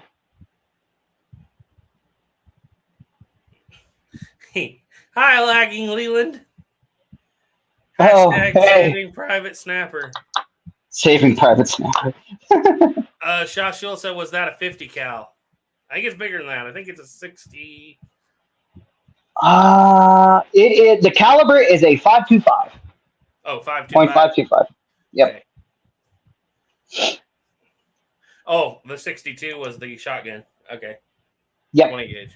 I guess they necked it down just a little bit to a 5.25, so roughly a 50 caliber, tiny bit bigger than a 50 caliber. 52. Basically, That would have been the same size round ball. Hold on, this serial number, I had that wrong. This was serial number 919. So They made 1,000 then. maybe. I mean, it is Colt. They made 5, and it was serial number. Oh, yeah. I have no idea, man. Serial potential at the time. I would say it sounds like they. Actually, hold on. Wait a minute. I actually have an answer from you during the revolving handguns. Very solid measure. So altogether, they made. Now this isn't going to be just for that gun. Apparently, they include the rifles in this as well. So they made 1,375. Yeah. So the same frame. Yeah. So out of that 1,375, they it doesn't really say how many they made, but I would say at least quite a few if they have them. You know, this one's in the Ultra Museum. Mm-hmm. And boy, wouldn't that have been so cool? And that would have been insane. Franklin Horse says, when did they develop Howdas? Howdah is an elephant pistol. No, it depends on your definition of a Howdah. If you're talking about, like, I don't know if you can see it, but I have a 20 gauge double barrel flintlock right there, which some people call a Howdah. It's right over my head on top of that deal. But a true Howdah pistol is one that has to obviously be mostly used in India, but you know, depends on your definition. The cartridge Howdah is obviously 1860s, 70s, 80s, but you could call, they've been making double barrel handguns since the 1600s. So yeah, long time. We'll get to that, Jesse. We'll get to that in just a second. Because I know Sniper has an answer for that. But anyway, so that's the first one. And the next one's going to be the Walker. Because Patterson never had the iron to pull it off, in my opinion. No. Not the and I don't, honestly, by the time I think they were doing this, the writing was on the wall that the company was not. Yeah. You know, this is right towards the end before they shut down. Yeah. And the whole thing about the Walker being able to kill a horse at 100 yards, I don't think that's true at all. That's not why it's called a horse pistol. Walker at best, let's put it this way. Horse is the size of moose. Put that in your mind. Moose, horse, kind of the same thing. Walker is the ballistically capable with round ball of about, even with conical, ballistically capable of a snub nose 357, which is 357 minus a little bit. Who all is out taking a snub nose 357 to hunt a moose? Nobody in their right mind. No, I'm sure. So it's like, and that's the main gun. So no, that whole thing about it's designed to kill a horse at 100 yards, I wouldn't take that, because at 100 yards, that thing is going to be losing a lot of velocity, and I don't think that was ever. They call it a horse pistol because it's meant to be carried by the horse. So that's where I'm on the Walker. A lot of you guys. Could it kill a horse? I'm sure it could. Really close to point blank. It's like possible, right? Just like a 357, maybe. That's basically what you're getting ballistic wise out of it. And even the weight of the ball could be the same, unless you're going up for the 220 grain conical picket bullet. And with 90 grains of powder. I was about to say, and when you go up to that, you're pushing it, like you can get 35 grains, you're pushing it to get 40 grains with that conical bullet in there. So, and if you're the NRA official historian, you can get 90 grains in somehow. But that's either near nor there. So, what do you think? You all know my thoughts on the Walker. As far as the Colt revolvers go, I've always felt it's the most overrated. I would 100% agree, because there weren't very many made, and technically it was a failure. I mean, at the end of the day, it was a failure. Did it keep the company? It restarted the company, basically made them possible to be made again. Like, it got them back up and running, technically, but the Dragoon is what carried the company and actually made the money. And then it was the 49 pocket that really helped. And then on top of that, give it another year. Right after the 49 pocket, you have the 51 Navy. Yep. And the 49 pocket and the 51 Navy and somewhat the Dragoon is what really made Colt Colt. The thing about the Walkers is it drives me crazy when they show up in all the Westerns, especially like the 1870s. Is it possible? Yeah. Probable? No. No. You're talking 1,000 guns. 1,000 guns. And we're not even sure if they actually made 1,000. It's supposedly 1,000. And a good number of them did not survive. Of course, we've talked about this. I always feel like we've talked about it over and over again. Then I have to stop and remind myself it's been years since we talked about it. It's been years. Yeah. A lot of them did have catastrophic cylinder failures, but a lot of the ones that had catastrophic cylinder failures are still or were still around after that because they actually were stuck in some Texas Rangers saddlebag and took home. Mm-hmm. So we don't know what the actual failure rate was. And a lot of those guns too, I guarantee you a lot of those guns probably ended up being cut down too. So Dragoons. And then they put a Dragoon loading lever on it at some point, and you're like, oh, this looks like a Dragoon, but unless you get your tape measure out and realize the cylinder is longer, you're going to be like... Believe it or not, I've seen two Walkers in person where I walked past them thinking they were Dragoon, and I had to stop and go, look again, that just didn't look right. And you're like, oh. And to me, the first thing to look at is the cylinder. Mm-hmm. That's, to me, is always the first thing. If it's got a forcing cone, it's a Dragoon. If it doesn't really, can't see a forcing cone, then it's a Walker. Yeah, but I would say actually more Walkers I've seen had actual Dragoon or 51 Navy style loading lever locks on the end of them than actual still like a Walker. And the early transitional Dragoons, a lot of them had dished receivers for the grip too, so the grip doesn't change immediately. And no, it doesn't. And that brings me back to John Wayne and True Grit. That's which is weird too, though, because they actually made Walkers with the square, non-dished. Yeah. So Colt was all over the place. The more I've thought about it over the years, the more I love that line, even though everybody hates it because he's sitting there holding a replica Walker in that one, and it's obviously a mistake on the part of the armor or whoever it was. It wasn't meant to be. But I literally take that line where he says that's a Colt Dragoon, and it becomes one of the purest lines for me as a Colt guy who likes Colt history, because you're like, that's literally exactly what he would have called a Colt Walker if he saw it. That is, and everybody hates it. If you would have been at a time machine and went back to the past, I would bet you almost anything that's exactly how you would have heard somebody pick one up and refer to it as. Yep, exactly. So anyway, back to the Walkers, though. I found it very interesting, not to overtalk you, but we've talked forever about Whitneyville making those Walkers out of a hammered cast steel, right? Mm-hmm. And I never had the chance, because, of course, I never could afford a real Walker, and if I did, I wouldn't work on it. But I did get a chance to work on a Whitneyville shotgun of the period, like pretty close behind those. And it says hammer cast steel right on the barrel. I do not know how they made that hammer cast steel, but it is harder than iron. You know, steel usually has some elasticity to it, but it's a hammer cast iron, whatever you want to call it. It doesn't have a lot of carbon in it. I've never had anything that I tried to drill through that would tear up carbon tip drill bits and everything up, because it would harden. Okay, it's so hard.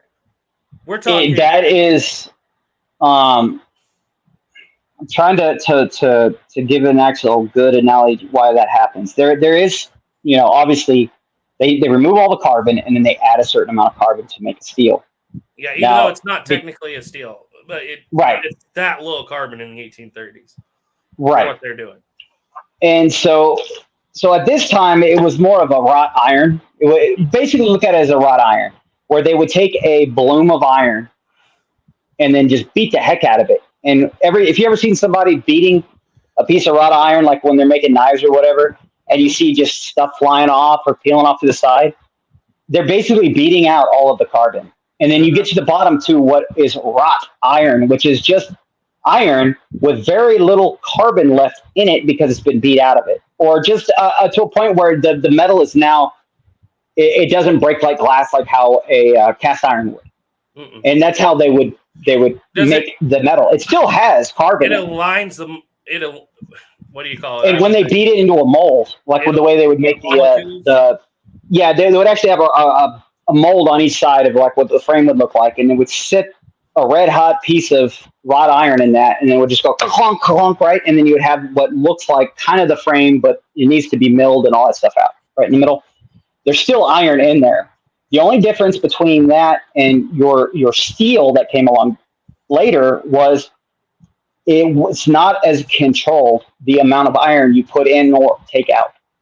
It wasn't until later could they fully take out all the carbon and then give just a certain amount of carbon back to make it perfectly strong. So, and they would add a little couple of things like nickel and other things into it, because that's all steel is. It's just iron that's had the carbon removed, added all of this is an alloy of iron. That's all steel is an alloy of iron. And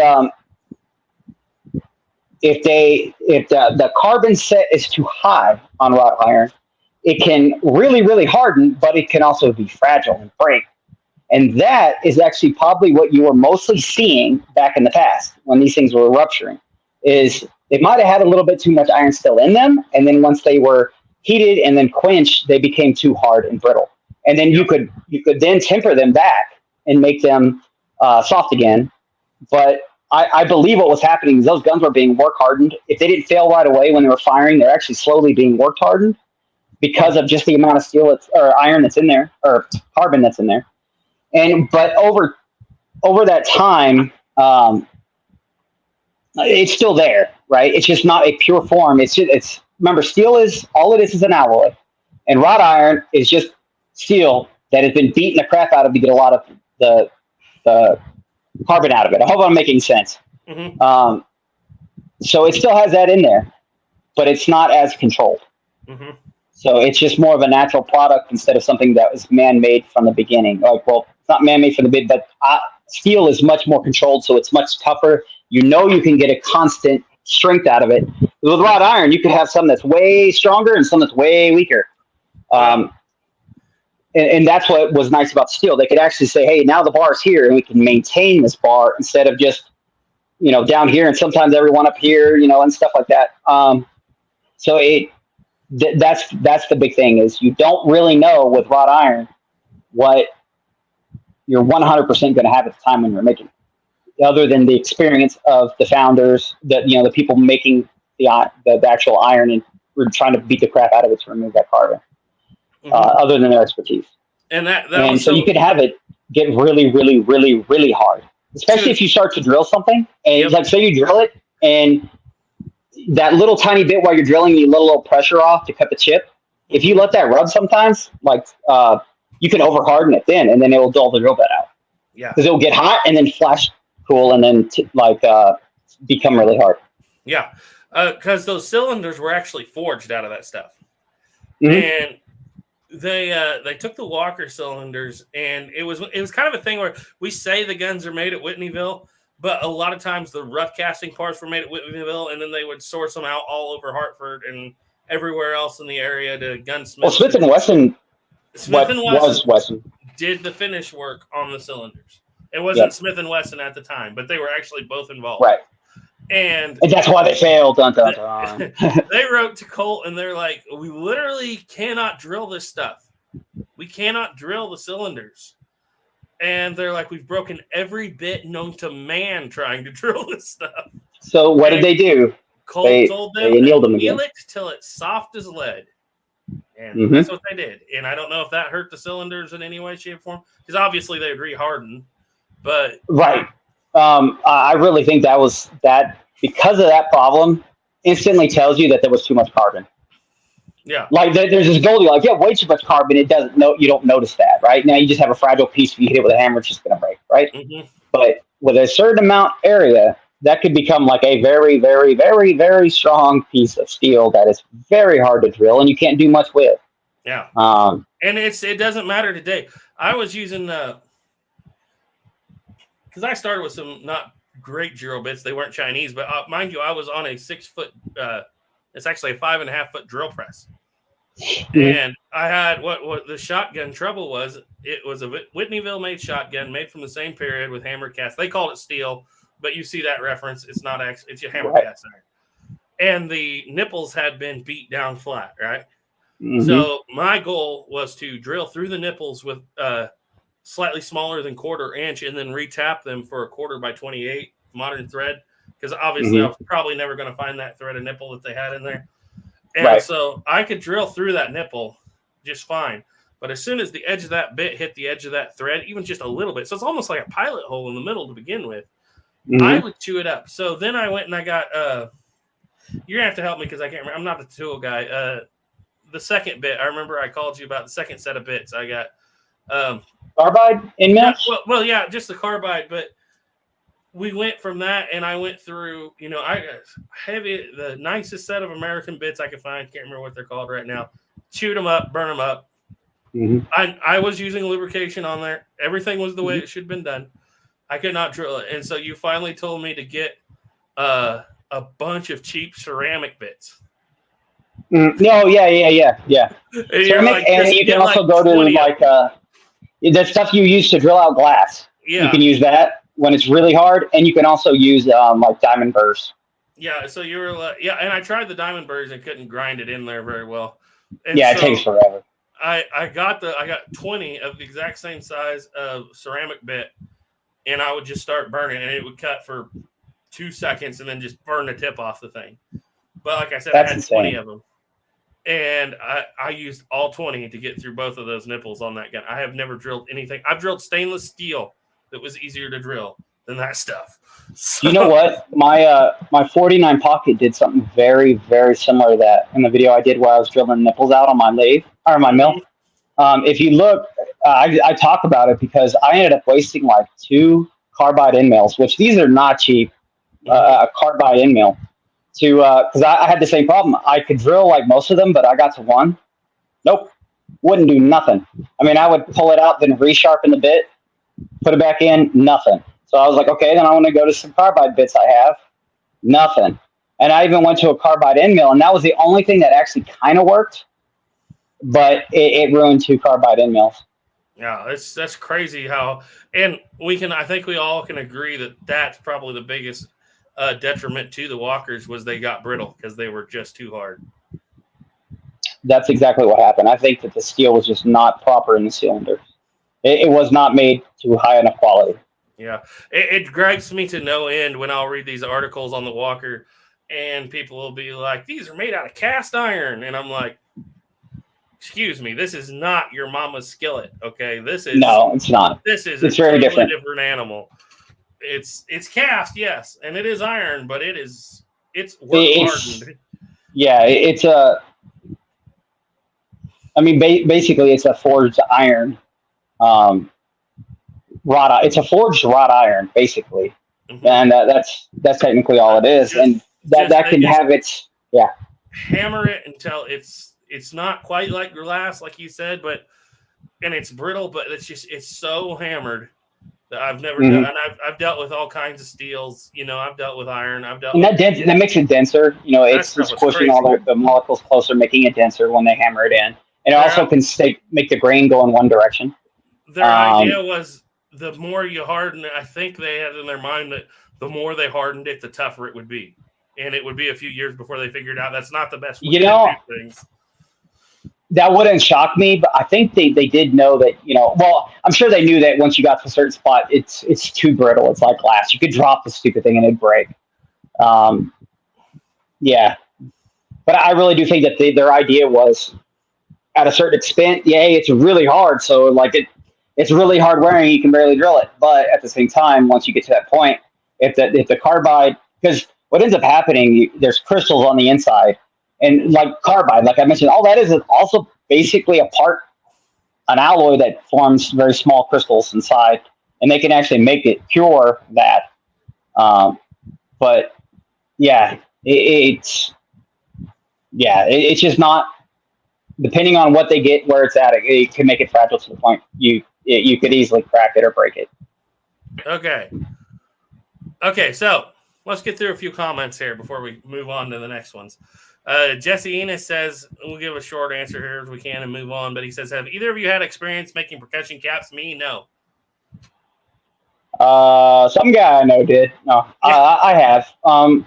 It's definitely doable, but the way I see it is, if I can buy caps, I'll much prefer buying caps. It's not because they're not reliable. The other ones, they're a little bit bigger, they're a little bit more clumsier to use when you make them yourself, but they're extremely time consuming to make. Mm-hmm. So, like, imagine reloading without a really good press, like one at a time. You're like, wow, it took me way longer than I thought to just reload 50 rounds. Mm-hmm. It probably take you exact same amount of time to make 50 caps. I mean, it is not a very fast thing to do. So that's what I you was can like, do it. It's just very time consuming. If I want to shoot caps, it's like I would shoot up what it would take me 3 days to make in 2 hours. Yeah. Oh yeah. It does not take long to shoot up what you make. And you can also, like, if you ever get to the point you need to make them, you can actually, just as a thing, if we ever get to that point in society, who knows where, and I hope it never happens, but you know the little plastic caps you have for like as a kid, you had on your cap guns? Mm-hmm. The little pop. So people use the inside of those to make their own caps, but you can actually use those plastic ones on the end of the gun. If you stick two or three of the little insides of one into one little plastic cap, it'll actually fit on the nipple on a cap and ball. And it works. I've tried it. It works. It's not the greatest, but it works if you absolutely have to. Best thing I think would be to have about 10,000 Remington number 11s from somewhere on hand. Remington number 10. That's always preferable. Yeah. Okay. Jay Wheeler's in. Hi, Jay. He said, what's up? Hey, fellas? buddy. Louisiana Gray said Snapper does have an answer for that. Yes, talking about the caps. I don't think they work good on revolvers, but good for single-shot rifles. Yeah, and I've just found I like four-wing musket caps on the long guns where you can be used. They're easier to handle. I enjoy using them. I would love to upgrade my double-barreled shotgun to four-wing musket caps. It's kind of nice.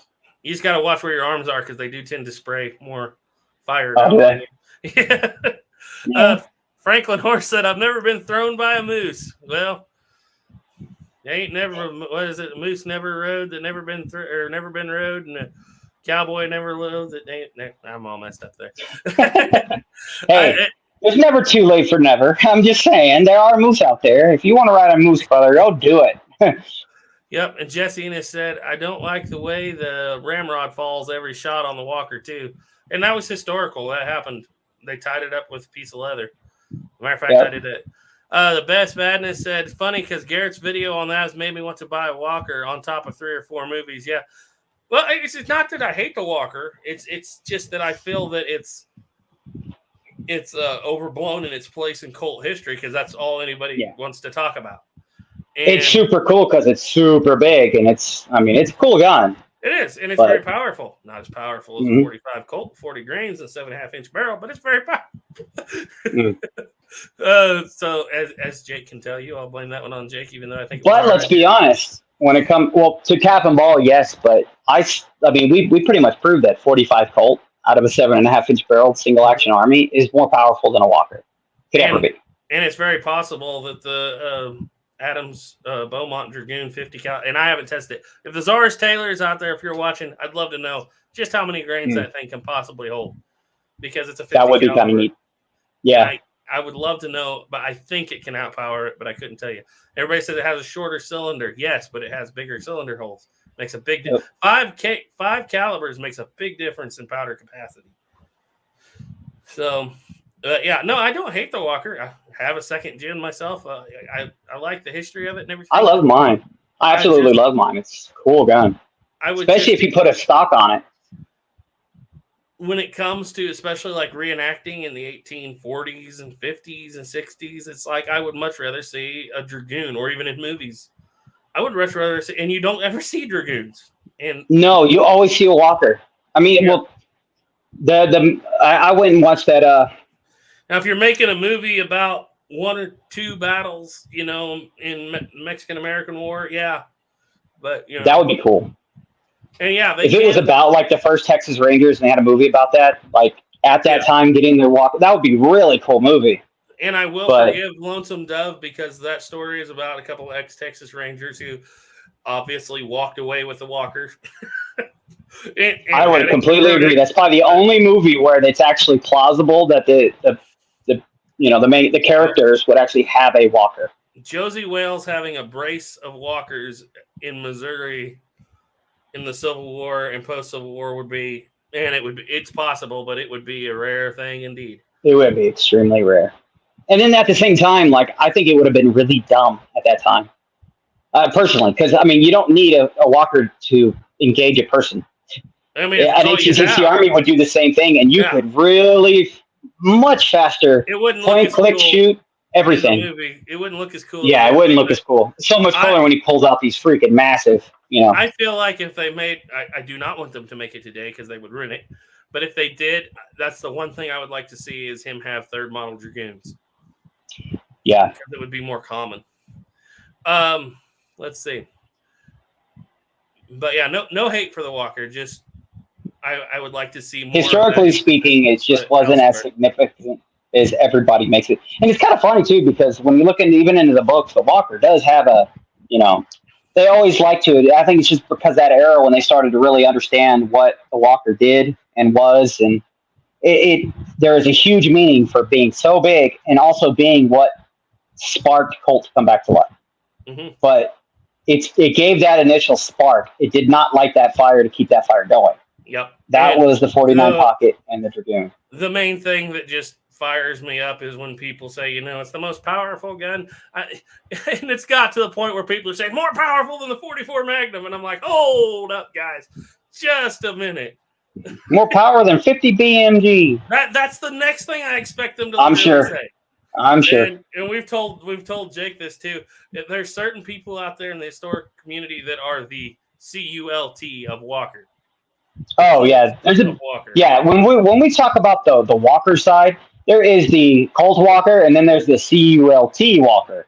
Yeah, and when Jake made that video where he proved that was funny that the civilian 40 grain load for the single action army with a 7.5-inch barrel was more powerful than anything he could get in that Walker, mostly because cartridges because you can't load a heavy conical, you have to have a really light round ball. If you want to load a heavy conical, you're back down to 40 grains. And once you do that, you're losing pressure out the back because it's a cap and ball instead of a cartridge. And your primer also gives an extra bit of oomph to that pressure as well. So it was quite a big difference between the two. I just remember when he sent me, I think he sent me that video before he released it. And I think he sent it to both of us. Remember that? And all I did was I texted him. I said, batten down the hatches because the storm is coming. And it was no joke. There were people that were mad, like so mad. And they couldn't prove that. The only thing they could come up with was replica walkers don't have as big a cylinders as originals. I'm like, how do you know that? You're just literally saying that. You don't have any proof. Most of you have never handled an original Colt. You handled them. I can tell you that I've handled 3 original walkers. And I got to really get a good look at the one that I almost bought too, back in the day.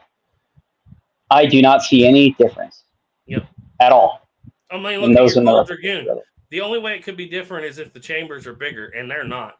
They're not. A matter of fact, what I did was to kind of give an idea if it's plausible that the Walker would have had somehow a bigger capacity, like they would have drilled it deeper. I measured the from the bottom of the cylinder to where the nipple is to the top of the nipple.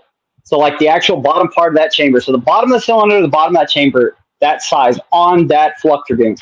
And by the way, for some people, they might not know this. It's made, but that Flux Dragoon is so early that it's.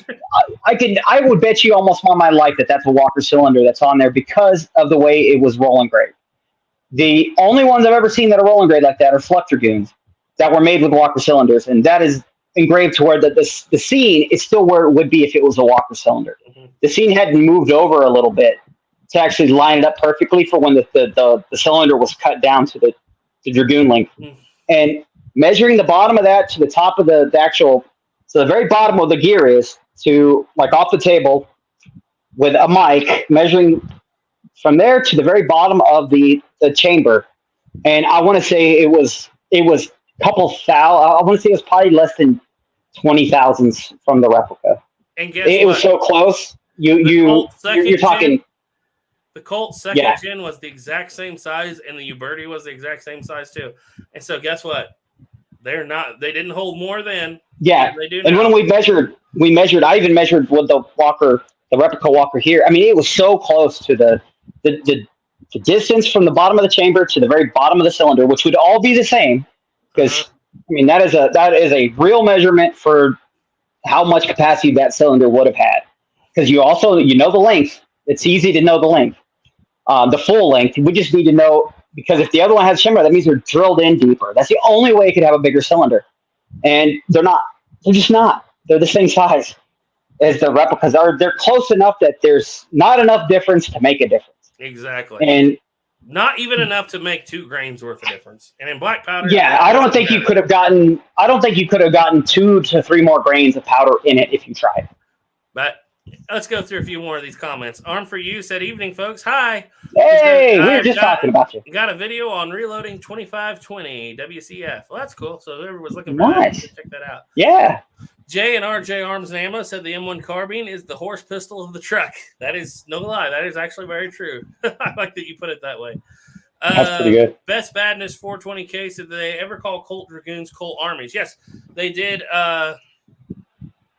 Early in the Civil War, I can't remember who.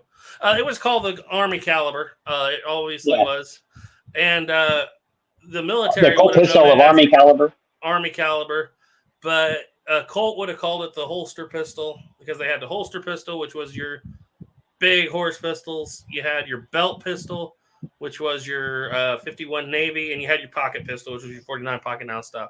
But the military itself did consider that the Army Caliber, so they were referred to as armies, and of course 51 Navies were referred to as naval caliber, so Naval they were referred caliber. to as navies. So Colt pistol of Navy Caliber and Colt pistol of Army Caliber is how they refer to it as. it wouldn't have been super common, but it definitely happened. I know it did happen. Salvador said the Walker, the most powerful revolver issued to troops, with its 90 grains of powder. Just kidding. Exactly. Ever Franklin Horse issued to troops. said hammer hardening is like peening. Shot Sheila said the best badness. Yes, the Colt. Yeah, the 1861's ordnance manual. Yeah, that's what I'm thinking of. Department called them Colt Army, but they are dragoons. Sleepy Leap said, "I have been confused about hammer cast steel for so long. Thank you guys so much for taking the time to lay it out." Well, hopefully we can. I'm sure I messed that up because I was interchanging words here and there, but All I can I hope tell that you- makes it clear. I need to make a video like really lining that out because I know a lot of people don't understand the difference between steel, irons, and all that stuff. It is, just to describe it, it's way harder than cast iron and way brittler than steel. I should say it's way tougher than cast iron and way more brittle. Way tougher. That's the best. That's the only way you could really refer to it as because cast iron could be extremely hard. Yeah. Matter of fact, if you could take a cast iron and make it like crazy hard, Yeah. if it's not a Then nail, you drop it, if you actually drop it 3 inches off and then the but it's sidewalk, fragile. It's like glass. It's Yep. like glass. The idea is you want the metal to be more gooey in the middle and harder on the outside, There you go. like a Skittle. Texan 1836 said, "I'm late to the party again, fellas. Hope all are well." Yes, we are. Gray Pilgrim said, "Snapper, same with the dance. The dance was made by basically blacksmiths." Yep. Yep.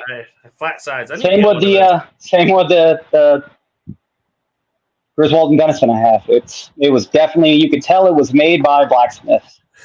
Very, very crudely made. And Gray Pilgrim said, "I've made percussion caps, but it's tedious and hard."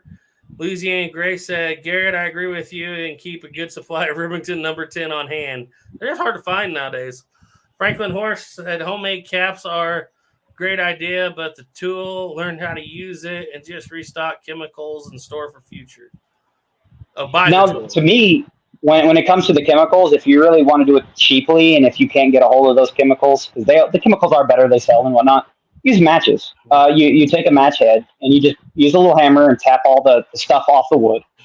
And then what you want to do is grind that top piece up. And then on the box itself, where like the striker would be. Now, I think you could use striker everywhere matches as well, but I've never done it that way. You've always used where the striker on the box is, take a razor blade and you just kind of go across that face where the strike goes across. and let that powder fall from that into the other powder, and then lightly mix it with paper. Don't mix it hard, because you hit it with something, it will go off. And now it's a percussion. You hit it with anything, and pow, it will go off. And that works great. It has plenty of power. It works really, really good. Yeah. And it's really cheap compared to buying some other things. And plus, if you ever needed that information, it's good to know. So get yourself a couple boxes of matches just to hide away somewhere, just because you ever need it. Or just get you a double flintlock pistol. Yeah, honestly, that's probably the best survival way ever, is to at least have one or two flintlocks. Yep. Because you'll be just fine on your own forever. Gary Pilgrim said, Garrett, the Czar's Taylor is a personal friend. We go shooting often, and he has let me shoot his Boma. I've talked to him about it, and he said that he loads like 30, 40 grains in it, because obviously it's a very old, very rare gun. And so he doesn't want to overcharge it. I don't want to see him shoot it necessarily, but I would just love to know how much capacity it's capable of with a round ball. Is it capable of holding at least 60 or more grains with a round ball? Because even if it holds just 60 with a 50 caliber round ball, it's automatically more powerful than a Walker would be, because it would have a lighter ball. Let's see. The Best Badness says, well, they put Dragoons in Horizon and call them Dance of Yeah, I saw that. I forgave them. Weren't those Walkers, or was I just losing my mind when I was watching that? Dragoons. Were they Dragoons? Okay. I don't know why I was thinking those were Walkers. I had a couple people tell me that they were Walkers too, so I had to go back and look, and they were Dragoons. Okay. And I was watching it, and I saw them, I was like, oh, Walker. The trouble is, it's not hard to find a Dance replica. Yeah, I know.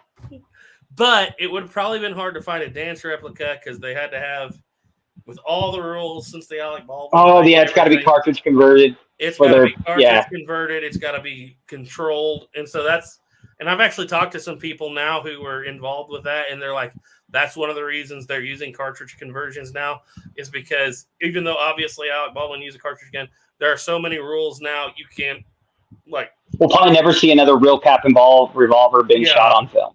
Because it's unreliable to make blanks for them for. Understandable. Which sucks. Can you imagine what's so strange? Can't you at least just shoot it with that though? I would even like to see like the rubber gun look like a cap and ball revolver. Yeah. You know. I still would love to just know I think it's funny about how we made Westerns forever using real guns, and a lot were shooting real bullets. How many of those guys got shot in the 40s, 50s, 60s, and 70s? Like none.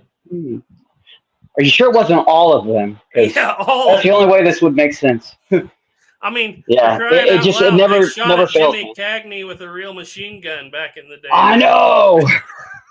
He didn't like that though. He kind of put a stop to that. But yeah, they shot it in Public Enemy. They shot at him with a real machine gun, and the guy just told him, "I'll tell you when to duck." And you see, oh man, men were men back then. Yeah. But I think it's funny once you get to the people who think they know everything, they can't do a single thing right. Mm-hmm. But welcome to the modern world. Yep.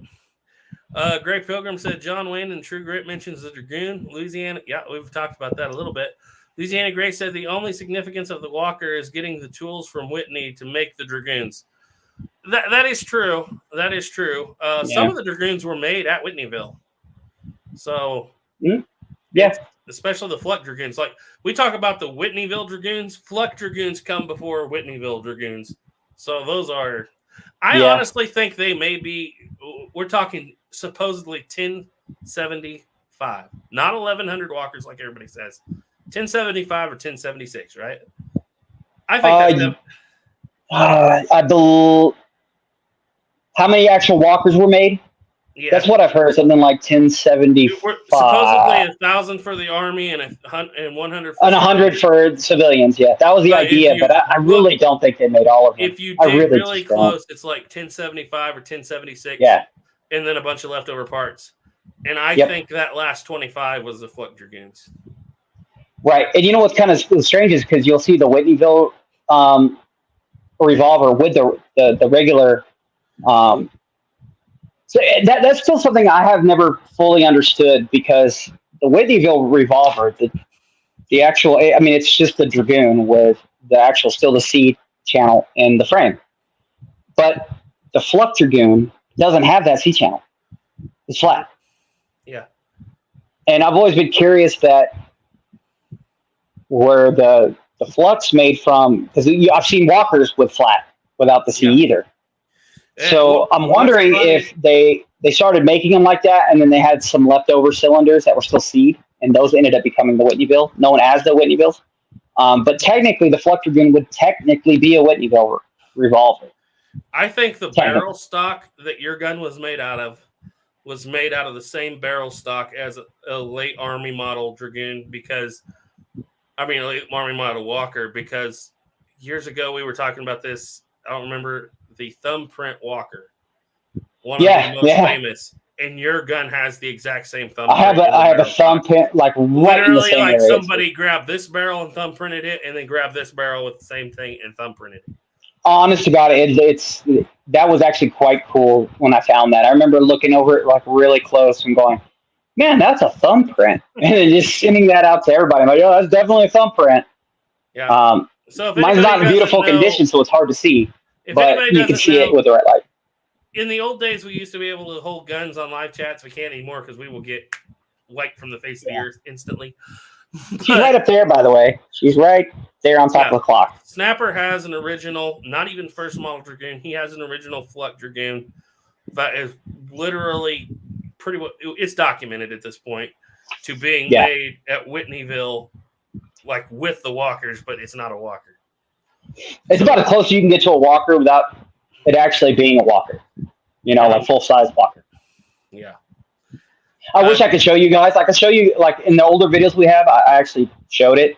But there's so many little neat things about the Whitneyville. Not the Whitney, but the Flux that it just don't make sense. Mm-hmm. I really believe, truthfully, I do not believe what the books say the Flux Dragoon is. Because that's people who have never really even played with them or seen them. They're just going off what they've read and seen. Looking at them, those several I've looked at and touched and seen, they're made with really early parts, but they have serial numbers all the way to the very end of the first model Dragoon, which makes no sense. Because, and this wasn't like, oh, okay, there's certain things about the gun that are different than the regular first model Dragoon. The position of the writing on the cylinder, the address name of Colt, New York City. On the Flux, they're turned opposite than the normal Dragoons are. And that opposite, the only ones turned that direction were the walkers. Now, the walker's longer, so it's actually got a shorter text. Because, the text is shorter, but it's the same direction. And all the cylinders, I've seen some where the cylinder was moved back. And I just think mine has one of the earlier cylinders where it's moved forward. And I believe and there's a lot of little other things that are just weird. The positioning and the size of the numbers and where they're located. On the Flux Dragoons are all matching, but no other Dragoon matches it. It's very weird. They're literally chopped walker cylinders. That's what they are. That's the only way to explain these guns. And I've heard I showed Jake a couple things about it when he was here, and I think he kind of agreed with me the way that the serial number on that cylinder is either something hit that gun really hard there, or they had actually shifted the serial number down and moved the old cylinder, like taken off a little bit of removed of the old cylinder, because you can see a little bit of a divot in that area. But you can also see a little bit of divot inside of the frame if you line them up and turn them. So I don't know if it was ever hit with something really hard. You just don't want to say bullet. I just don't want to say bullet. He was hit with something really fucking hard. Excuse my language. I think that these guns were one of two things. They were either test and evaluation guns sent out because Colt started making these with the cut down, basically a walker, saying, we're going to try offering these on the civilian market as well. And sent them out to people as test and evaluation guns. And the reason the serial numbers are that like they are in all the positions the way they are is if you see one and you know what to look for, you instantly can recognize the Flux Dragoon from any other Dragoon instantly, just by looking at it quickly. So you know, hey, is this a gun that was sent to somebody for test and evaluation? Because you would think it would need to be better. And why would all the serial numbers be off? Well, as a man who's made things in life in a company and built stuff with mine, it's not uncommon for people to lie about how much they actually made. Yep, that's exactly, yeah. Because And The Colt idea did would it a be, if lot. I'm sitting at, I want to make it look like, hey, these things are selling like hotcakes. You better get your hands on some. And so, Yeah, they we start at put different serial numbers in. 1,051 instead of 1. Yeah, exactly. So it makes it look like you're making a lot more than you have. And you don't want to start at just like a 1,000. That would be wrong. So start at 1,051. Right. And this is that's eerie about that one is when I type in the serial number with Colt, it gives 2 dates. It gives 1849 or 1848. Yep. No other. And it's like, why does it give you both? Makes no sense. Because if it was an actual first model Dragoon, the serial number would have been made in 1849. Mhm. But if it's a Flux Dragoon, it would have been made in 1848. And it lists both years. It doesn't list one. I have no doubt. It only lists What I two. know. I have no And doubt. what I've seen too, of all the other Dragoons I've ever seen, the font size, the location, they're just different on the Flux. And that's the only thing I could think of is they were test and evaluation. Heck, they could even have been military test and evaluation guns. You're sending them out to different units, like batches of them. That's the only thing that makes sense to me. They were sent out for something. Mhm. And they needed to be looked at and instantly recognizable to say, hey, this is one of these guns. And the reason they would do that, because if I was going to send out something, I'm going to send you out the very best thing I could make. Make sure that this is a special line to make it seem like our product's even better than what it really is. Yep. These are things people did and do still to this day. So that's why if you're ever somebody who looks at stuff, buys stuff, and you're famous, you'll want to order it without your name attached to it or your channel attached to it or whatever, because then you know you're actually getting the real product instead of something that was tailor-made for you or to review. And that's just because it's practice. It's been a practice forever. Best It's the only thing that makes sense. has a comment here that I never thought of, but it's very true. He said, if anything, modern repro walkers would have bigger cylinders, and that's not a lie. Yeah, they would. Never exactly. seen a repo with a smaller, always bigger cylinders. They want a And little if more meat on them. Anybody's ever played with the original guns, they're smaller. Like, they're smaller. You can't fit a replica single-action Army cylinder in a real single-action Army. They don't fit. Mm-mm. You know, And things you're like that. talking to- They're And you're always small. talking to a guy who's made it happen. Yeah. Great Pilgrim said, I have 2 walkers. One is an Army San Marco. The other is a Uberti. They are the same size, but though the cylinder does not interchange. But the Uberti, I have a Taylor's & Company 45 ACP cylinder for it. The only way to get 60 grains in it is with a conical mounted backwards. I've never even tried that. It could, and they did do that. But But the original conicals are like Yeah, crazy those long. They weren't original these pickets. like little ones. Those original picket conicals are huge, like really, really, really long. Really, really big. And so they get that way. But the whole thing on them, since we are still talking about horse pistols, all the study I've done on it is, everybody took and loaded the bullets backwards and blew all the guns up. And I'm like, from the study I've seen, like maybe 2 people loaded the bullets backwards and 1 gun blew up. I think they were looking for an excuse to an answer. Yeah, exactly. Like, why were they blowing up? Instead of saying, hey, it's because maybe the heat treat wasn't proper or right or made right, or the iron wasn't proper or made right. Brittle. It's not our fault. That's your fault. You guys were messing it up. And it did happen. It's recorded that it did happen, but people are not dumb. One guy sees his buddy, lose a finger. He's going to be Yeah, like, the second one of those blows not up, gonna you're probably do like, that. this isn't a The good only thing- idea. the only thing you did different than us is load a conical backwards. So Yeah. I think it happened. Unless everybody was doing it, then that would be weird too. Yeah. I don't know, man. I don't know. Historians will tell you everybody did it that way, and then all the guns blew up. But I don't buy into that. The only way I could see that is if they actually had a written record saying, we all are doing it like this, but I've never found a written record saying that. I've seen stuff saying that believed it was done this way, or 1 or 2 were done this way, or it's been a while since I read it. I got to look back at that. But yeah, it's Even then, it's I've more tried implied it, and it may than be different. actual But fact. I've tried it with the more modern, like Johnson and Dow style conicals. You can't do it with those with 60 grains because they're too. I don't know how you would do it with an original either. I don't get how you can get 60 grains in that bullet in there, even backwards. Okay. I've never done it. And I mean, unless Gray, have you done it with the original bullets? Like the original Dragoon style or picket bullets for the walker. That He would be didn't really. say that. He didn't say he did it. He said the only way to get 60 grains in it is with a conical amount of back. So I think he might have probably just been referring to it happening. I know Gray Pilgrim. I know he understands physics, and I'm pretty sure he's way too smart to try that, I would think. Gray Pilgrim said, if anyone is interested, we're about to get to this very subject, so it's a good place to be. If anyone is interested, there's a documentary series called Industrial Revelations, narrated by Mark Williams, Mr. Weasley, Harry Potter, on British industry, and he describes the Bessemer process. I will ask him, Garrett. What were we talking about? Talking about asking Zars Taylor how many it could possibly hold with a round ball.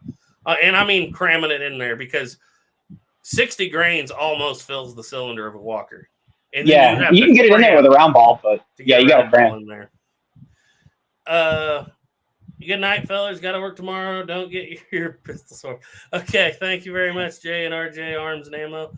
Best Badness said, how do y'all spell that word? Fluck Dragoon. Fluck, just like it sounds. And you might as well tell them where that comes from. It's a man's name. Yeah, it's a guy's name. He started noticing the weirdnesses of the Dragoon, and the actual book answered that the Fluck Dragoon is they say it's the first model Dragoon that was just put out. It's one of the earlier first model Dragoons. Yeah, it's not, and something it's like you're not going to come across these guns in base level study of Dragoons. This is like when you're down way deep into Dragoons, you find these. This was the 70s or I want to say it was the 70s. Yeah, if I remember right. It's not when the guy started noticing this. It won't be covered in Haven and Belden. It won't be covered in the first time it's ever mentioned is the 1970s, I believe. You have to go to actual general records to find the. I can't remember his first name, but his last name is Fluck. To find his studies on the subject, I don't even. He just started noticing that there's a weird published first model. I don't think so either. Honestly, I think he's just a collector. And I think he's just a collector and well respected. And what he has come up with is legitimate, but it's not base level stuff. You gotta dig to find it.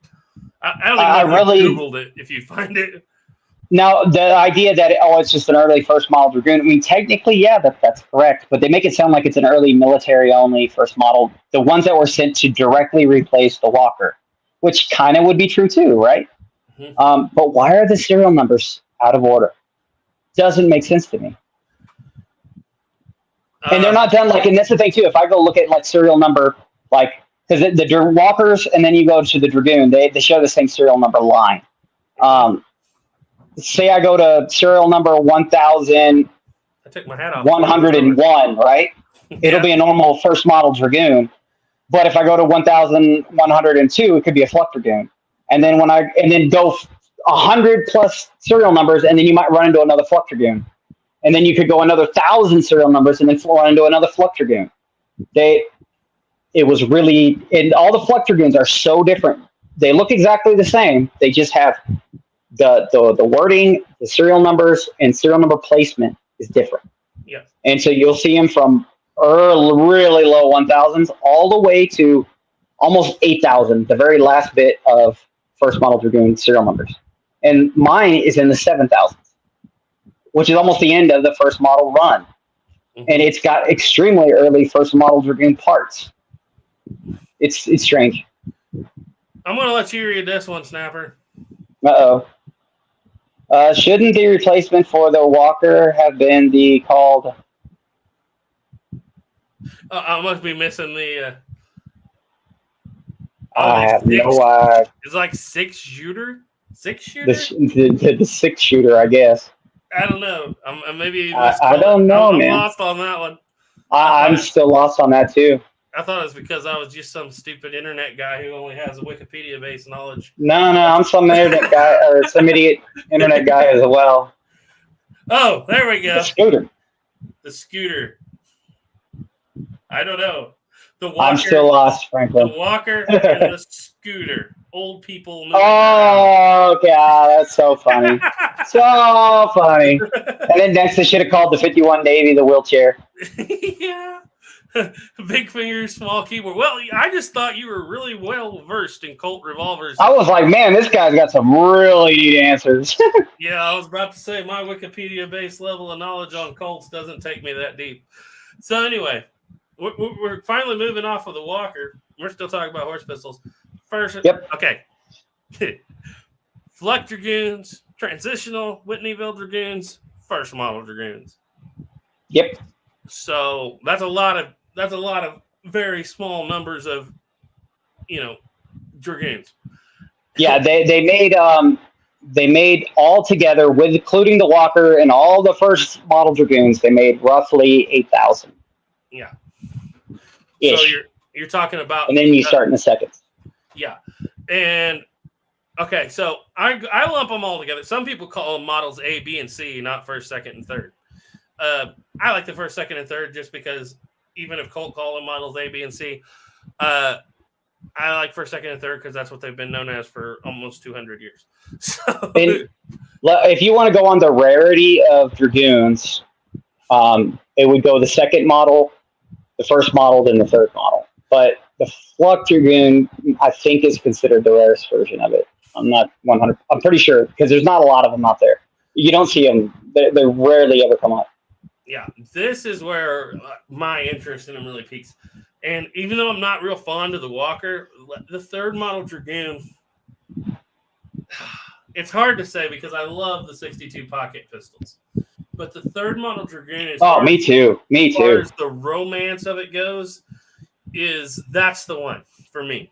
The third model. You love the third model, huh? Very common, very well, 25,000 guns made there. Yeah. Pretty widespread. Yep.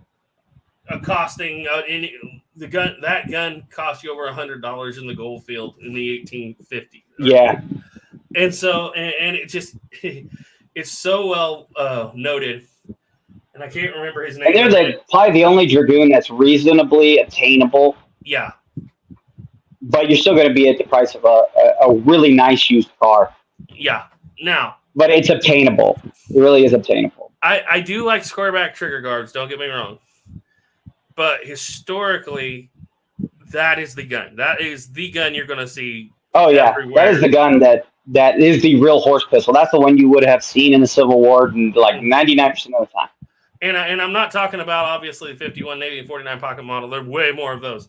But when we're talking about late fur traders, buffalo hunters, gold miners, men out west living with this gun and trusting a revolver to keep them alive, Wild Bill Hickok, those you're kind of going to men. see 51 Navies, obviously, too. They're really, really popular. But the romance of that as a buffalo hunting gun, which it's a little bit out there that that wouldn't be my first go-to in any way, shape, or form.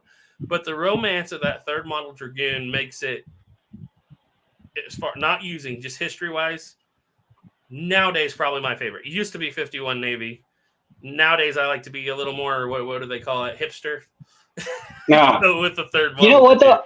I honestly believe, to me, the gun is really big, right? But the way the gun, the parts on the gun, its proportions. It's big. If it was smaller, like a 51 Navy or whatnot, like imagine if they were all the same size, but you're just looking at proportions in the way it looks. I truly believe the Dragoon was probably the best looking. Oh yeah. Personally, it is gorgeous to me. That they shaved off of it makes it so much more carryable than the Walker. Oh yeah, it's a huge difference. Just taking that from inch off the that to the replica, the Walker to the Dragoon, it's a big difference in weight and just flickability. And you wouldn't still even heavy, notice it until you handle it. Yeah, it's quite a bit more than what they shaved off the gun feels like. So obviously, I like the first models and everything that you have going on, but I really feel like to be normal, usual, general, nug, whatever you call it, in reenactment or whatever, I like the roller bearings. Much better design. I like that second design spring, and as much as I like a squareback trigger guard, when I see one, I feel like you never would have seen them really. It wouldn't be something I would normally see. Whereas if I see a movie and I see a third model, I'm like, That makes more sense to be there. It doesn't bother me, but at the same time, I feel more comfortable seeing a third model. Let's put it that way. Right. It makes more sense to see a third model than it would be a first or second model, especially a second. Seconds were crazy rare. But you couldn't, I mean, other than, but so seconds are the rare version of the larger of the two. It would have been, the rarest would have been second, then first, then third. What are the most common? Yeah. And I think a third with a shoulder stock is just gorgeous. Yeah. Shot Shield said, I'm with C and Arsenal. They're all the same revolver, no different models, just progressive changes. You could say that, but we live in a collector's world. Yep. And so it's easier for us to categorize it as these different models. But that being said, the differences are between the first and the third are definitely significant enough for me to say, this is a different. You put roller bearings on the hammer. You got a different kind of spring. You've got a different locking system in the cylinder with the key lead in. So you have rounded trigger guard. I can't remember if there's a rifling change to progressive. I don't remember in the third model. I know they started that. See, they started that change in 51. And so you would think third model will have progressive to the right-hand twist, right? You would think so. But you know what's interesting is it's quoted in a lot of books as saying all long barrel pistol, which obviously means longer than 4 inches. Right. So you would think that, and I'd have to look at it to know exactly, but by the third model, they should have changed the rifling. You would think they would have, yeah. And I may be wrong on that, but I do feel like I agree with you. They are basically the same gun, but when you jump from first to third model, I think there's enough changes, especially in the collector's world, to consider them different models. Just my opinion. If you want to think, I can see that in the collector world. But technically speaking, that would mean that the 1860 Army, the caliber changes. But between the 51 Navy and the 60 Army, the frame doesn't change. Technically, the action doesn't change at all. No. The grips change and, the barrel shape. But so, they're all considered holster pistols by Colt, right? They're all, especially later, they're all considered old model holster pistols. So Colt doesn't even necessarily differentiate them. But I've said my piece. Go ahead. What's your thoughts? No, I completely. I would agree with you. If at the time they were probably a dragoon is a dragoon, But in the modern world where people collect something, they want. Oh, I want the one with the square back trigger guard. Okay, then what? Well, there were two like that. There were this style and this style. Which one do you? So then you have to differentiate. Yeah. Even just like the if you want to go back even a little bit further on when you started doing cartridge conversions, you had the different style of cartridge conversions. We had to separate those as collectors too. It's the same gun. All it is a cartridge converted. It's probably even the same case. It's just how they did it was different. Yeah. So you would have to separate those as a different model as well. I agree with you there, Shot Sheila. 51 to 60, the caliber makes a big difference, but bear in mind the first 51 Navies that they made that they never sold were 40 caliber. Yeah. And they were still called Navy. So, right there. They didn't sell them though, so they're not for commercial guns. Yeah, they're only experimental. Yeah. But I so need to make a replica of one of those. I think it'd be so fun to have. As a collector, I cannot logistically look at the first model Dragoon and then look at the third model Dragoon and say that these are, there's changes in the 51 Navy itself has a lot of changes, including square back to round trigger guards. Yes. I think that, but minus the square back system, the hammer system, the different style grip, because some first models do have the dish. I think there's enough there to consider it a different model, in my opinion. The main thing to me is the difference between the locking mechanism. Going from the oval to the actual triangle, rectangular, rectangular cutouts. Yeah. That is a really big change. From no lead ends to lead ends. And That's a massive the change. loading lever in the does lock work. change too, and I have to remember Yes, between 1 and 2 and 3. I think it's So- between 2 to 3. I think the later 3s are a little bit different. Yeah, it's a Between thing the that two. I can look at a first model. I can't. First and second models should just be the same gun. Okay. There's not that much Well, change. that is a lock work difference. So I mean, that is a major internal difference. Yeah. The lock work. I should have said second and third models should be the same. It's just the trigger guard change. Honestly, yeah, all it is the trigger guard. That's it. That's all that's it what I changed should on the say. second to third. It was just the But, trigger guard.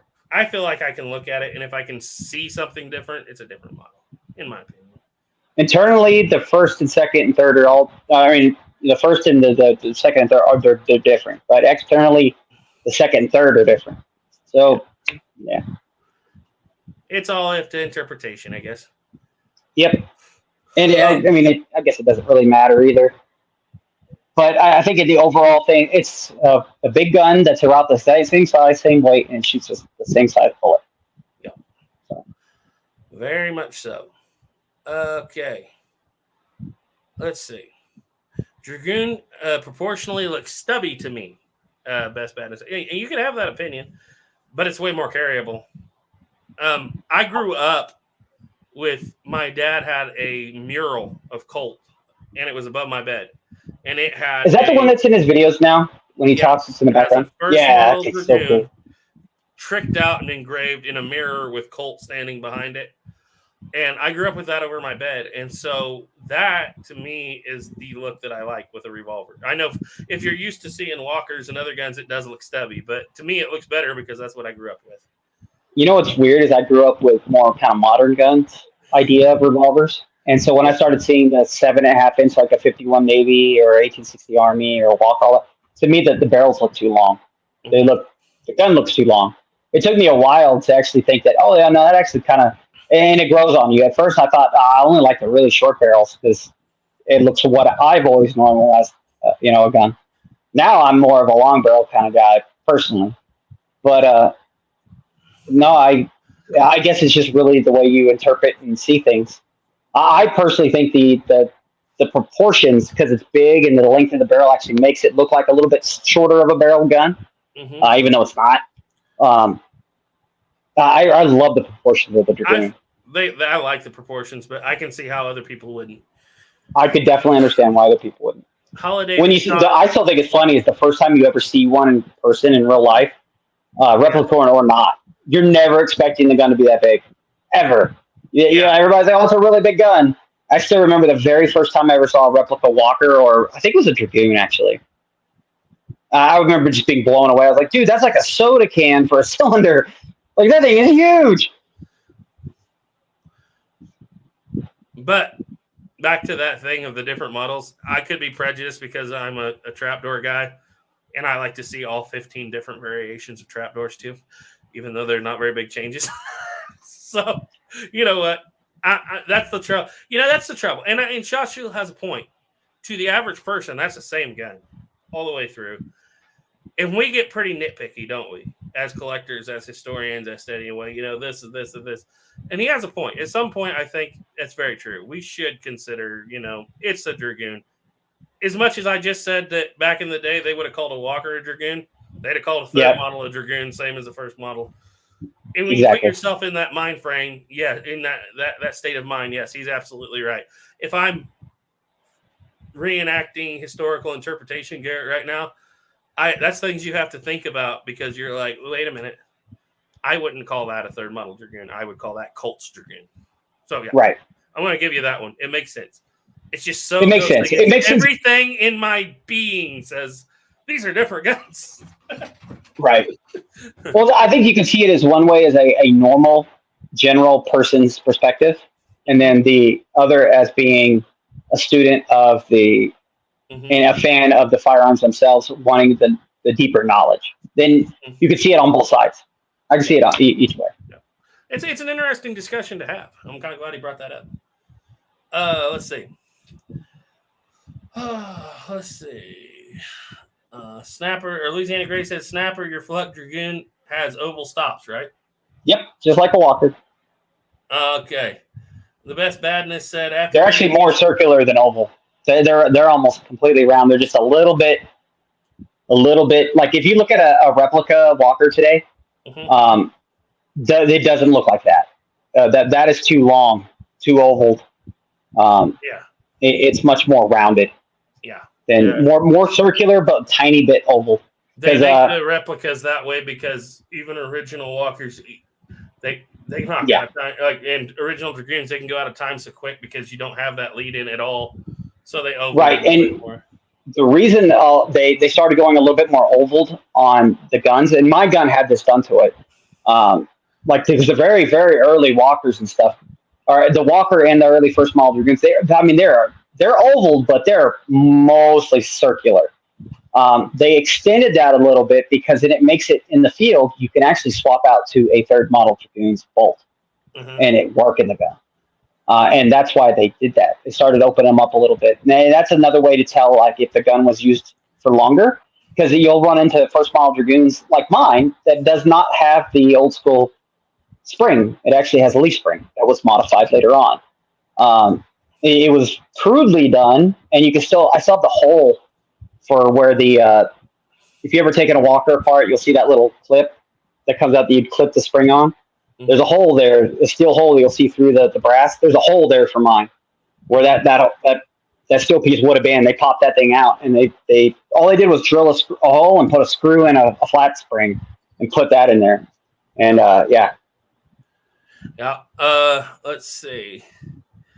Best Badness 420K said after being used to seeing single action armies in 1892s in every John Wayne movie, seeing a long barrel cap and ball revolver was pretty refreshing. I will give you that 100%.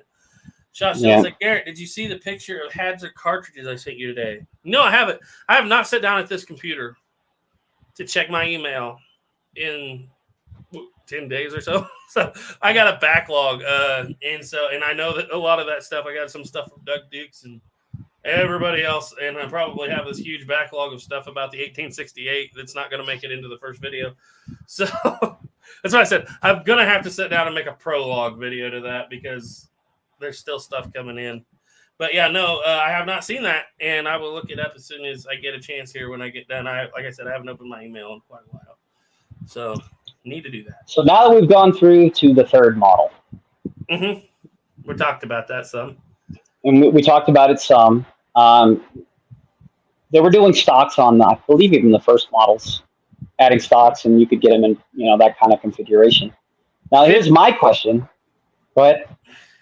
I was about to say on the stocks, the military ordered the stocks in 1858. So it's going to be the most common on third Would be model. this third model, yes. Yeah. Actually, I don't think they would have put any stocks on the first model. I don't think so. I have I no don't think notches they or have anything. any notches. Yeah, for there's it, no notches, nothing like 'cause that it for it. requires a 4-screw system. Right. The reason the way I could put that walker on a stock is I used a stock that you would use on a single option army. Mm-hmm. Yeah. All you do is you the hammer screw, Mm-hmm. you remove it and it's longer, and it actually just clips into that screw and then tucks up underneath, and you just tighten to the bottom of the grip. It's a really neat little setup, and it works great.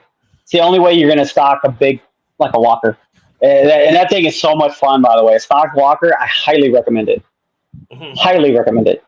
Now, okay, so going into, we're mostly through the third model. Other than the Civil War, they still made it on them up to, when did they stop making them? It was right after the Civil War, wasn't Well, they technically made them up to. it? The fire.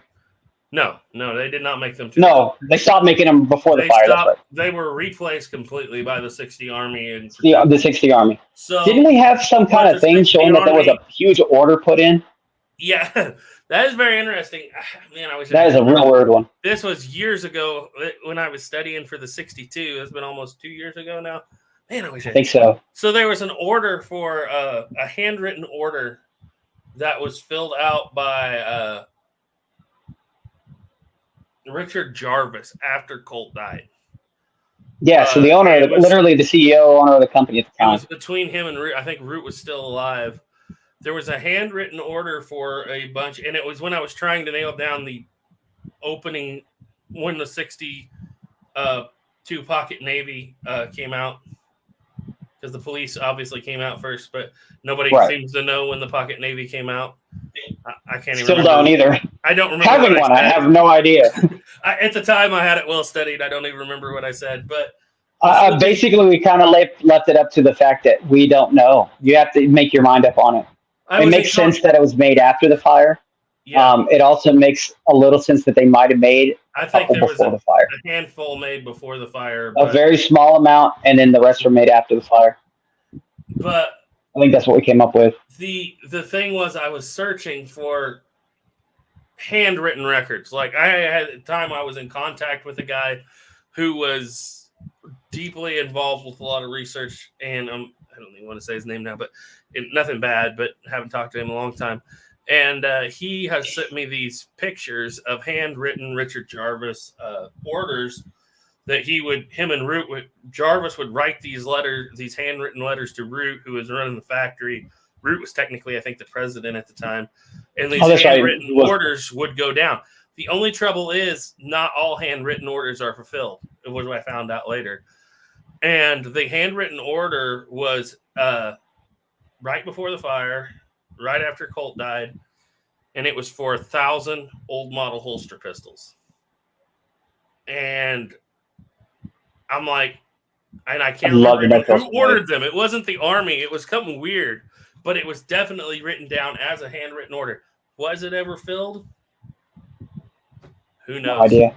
But an 1863 old model holster pistol would have been so cool to find.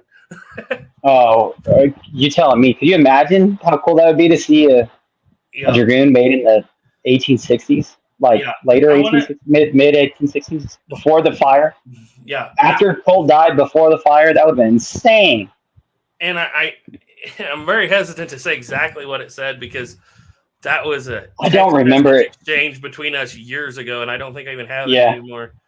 I don't remember exactly because I remember we knew who ordered it. I just don't. Was it a militia company or a security company or a training company? No. I think it was a state militia, but I can't remember. It might have been. I cannot remember. I can't remember either, man. But I remember going, "Hey, that's interesting." Why would you do that when the 60 Army is available? Maybe they just felt like they couldn't get them. I don't know. I don't either. It was such a bizarre thing to see, but I'm pretty sure I have to go back. I haven't studied it in so long, but I think 1860 was the last time they made the third model. And when they were testing out the 60 Army, they first tested it with the Navy grips. Obviously, they actually tested, basically what was a 44 caliber 51 Navy, and it was actually in a drawing, as I recall, and it was Maynard, the guy who made the Maynard rifle, who was helping with the tape, Captain Maynard, and he was. And the long story was that they were happy it was the size of the Navy, but they had just bought several thousand stocks in 1858 for the old model Army pistol for the Dragoons. And so they told them, this is fine. We like how small it is. Put a grip on it that is the same length as the Dragoon so we can put our stocks on it. And that is why all the 1860s you see, even like the one I have, doesn't have the 4 screws, but it has the cutouts. Yep. And so all the grips were made to fit that Dragoon stock. That's the only reason the 1860 Army had that long grip. And that's also the reason why that long grip went away right after the 1860 Army. So interesting. So that brings us to the next point. Is the 1860 Army a holster pistol or a horse pistol? We skipped one because the 55 Root, as we've discussed, they attempted to make a horse pistol out of the Root. And the trouble was, I don't know if I have a picture of it in here. It was huge. It was huge. It was too big. It was bigger than the Walker. But it was. You'd think it would be in here. What is this? Confederate imitation? Oh yeah, it's Confederate imitation. I know that gun. I think it would have been in here somewhere. No, that's cases. Okay, this is the Root revolver, and the Root rifle is like right after it. Well, if we don't find the picture, that's fine. The Root Vampire Special, yes. Good night, David W. So, you know, and it's interesting because do you consider the 60 Army a horse pistol? I don't. It's a belt pistol. Colt calls it a I consider it as a belt pistol, but and the whole reason it's available is because of, like Gray Pilgrim was talking about earlier, the Bessemer process. Colt starts getting that steel that's better steel. oh yeah, steel that you can Silver Spring steel, 300 with no times silver. stronger. Yeah. I'll never forget that advertisement. Colt advertised that the Silver Spring steel 300 times stronger than the old Army, and the tests that were done on it in the 90s proved it was 15% stronger, not even times. All it is a better, and there wasn't just a better silver. steel. It's just a more consistent steel that you can make a higher quality product to. You can make something to a full standard to it, a higher, pressure. Well, that was the Colt advertisement campaign. It was pretty heavy duty. They were good. Silver Spring steel, 300 times stronger. Oh, they were the kind of people that could sell almost anything, or try to anyway. Yeah, but with the mess demise around. of Colt's Dragoon pistol didn't end horse pistols, because I think the Danson Brothers, in a weird way, is close to a horse pistol because it's between a Dragoon and a 60 Army. It's pretty big. And It is big, isn't it?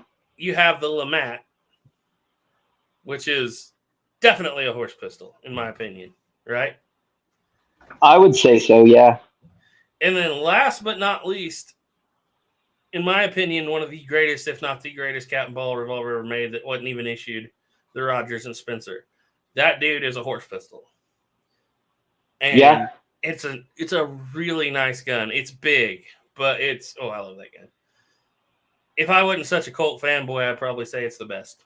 I'll just say it right now. It's better than a Colt. It's better than a Remington. It's better than a Whitney. That's what everybody tells me. Now, the one I have shoots really high, but shoots like a dream. Yeah, it seemed to be like the best of all the worlds. Just a couple minutes too late. The only complaint some people seem to have with it, even Duke does, I didn't really, was that the hammer's really upswept and hard to reach. It's harder to reach than the okay. But if you shoot and toss, you can reach it. I got you. Yeah, you can reach it. Mm-hmm. I'll have to let you shoot that someday. Send that out to you. I still think the very best ergonomics of any pistol ever made is the 51 Navy. Yes. I don't, even to this day, I think the 51 Navy, honestly, the single action Army, I mean, this is the same setup, same grip, a single action Army with a 4 3/4 inch barrel, to me, is the most pointable gun ever made. It is so flickable and so pointable. You think it's more pointable than a longer barreled 62 pocket pistol? Ooh. Because I feel like the ergonomics on that gun are better than the Navy. The ergonomics on are really good on the pocket. Yeah. The size.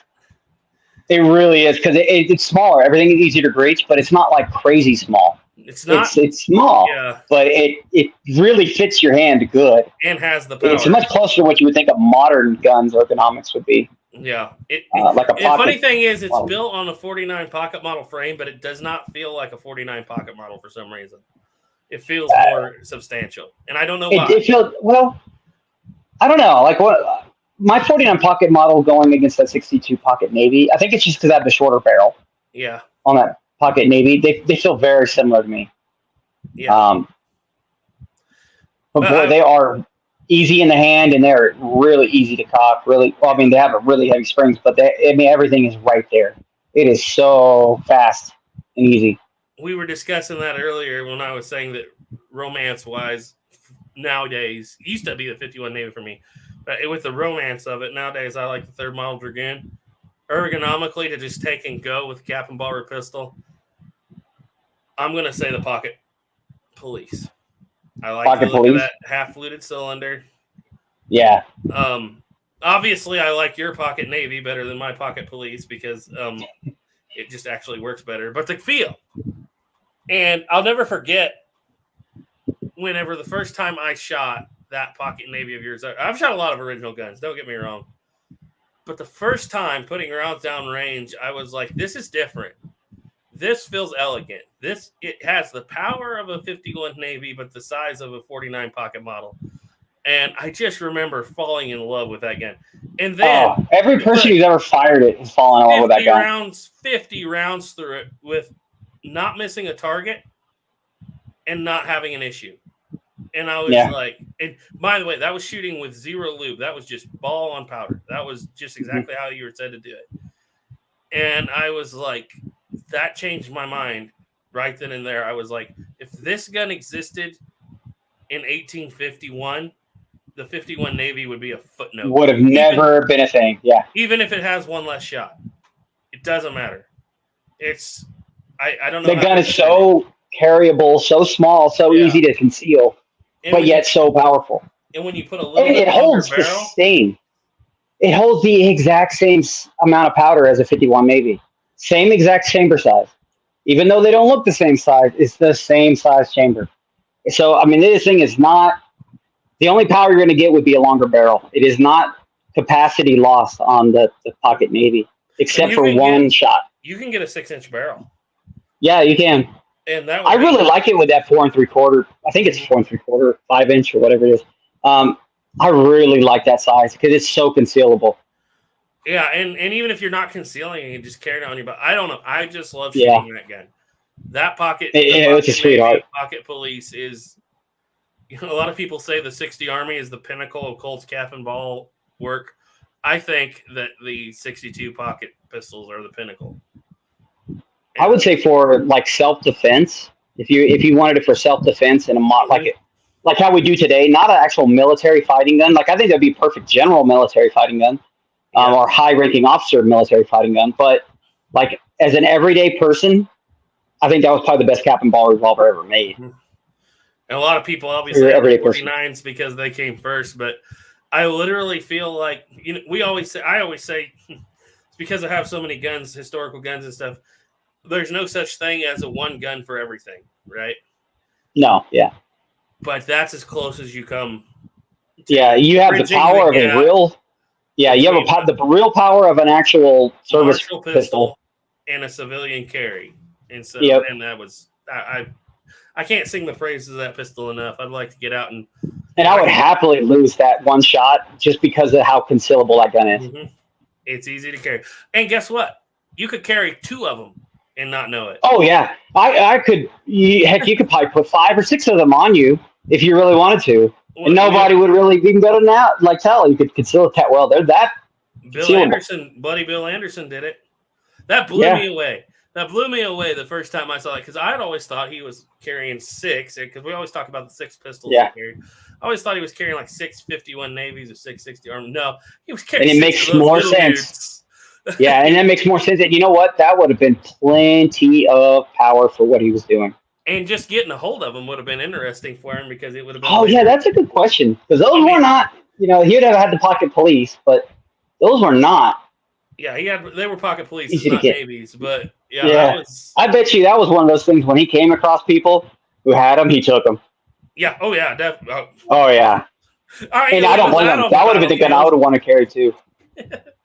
I would have had one of those on me at all times once those came out, and I would have seen it and used it. I would have had one of those on me for all the way until the cartridge era. Everyone talks about, the Missouri Bushwhackers carrying the 6 pistols. And for years, I was always like, bet that was terrible to do. And then when you finally do the research and see what they are, you're like, oh. That would have been easy. That would have been really easy to do. Yeah. And you probably wouldn't even have known he would have had 6 on him either. He probably would have looked like he had 1, maybe 2. That's 30 shots. That's a lot of shots. That'll get you out of any situation back then. Yep. No kidding. Okay, let's see. Louisiana Gray. Okay, John's Life said, hello, all. Colt Thunderer was a beautiful piece of kit for its time. Yes, it was. Oh, I love my Thunder. Oh, I love that gun. I love the Thunderer that was almost yours. Oh, your brother.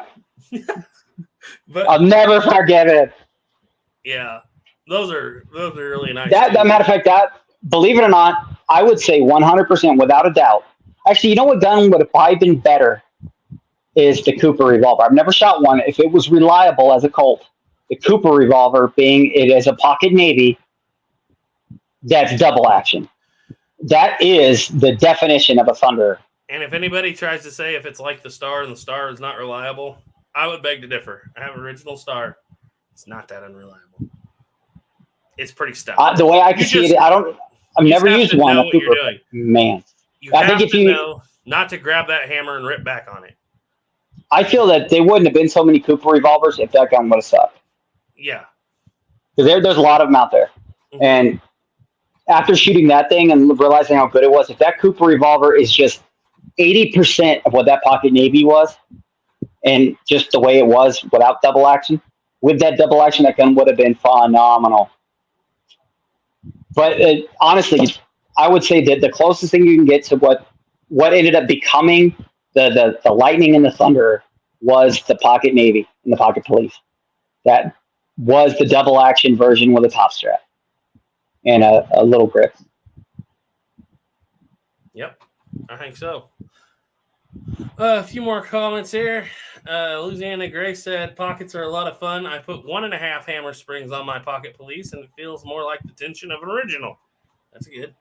I'm going to try. Mine, you got to probably put like 50. I mean, that thing is heavy. Yeah.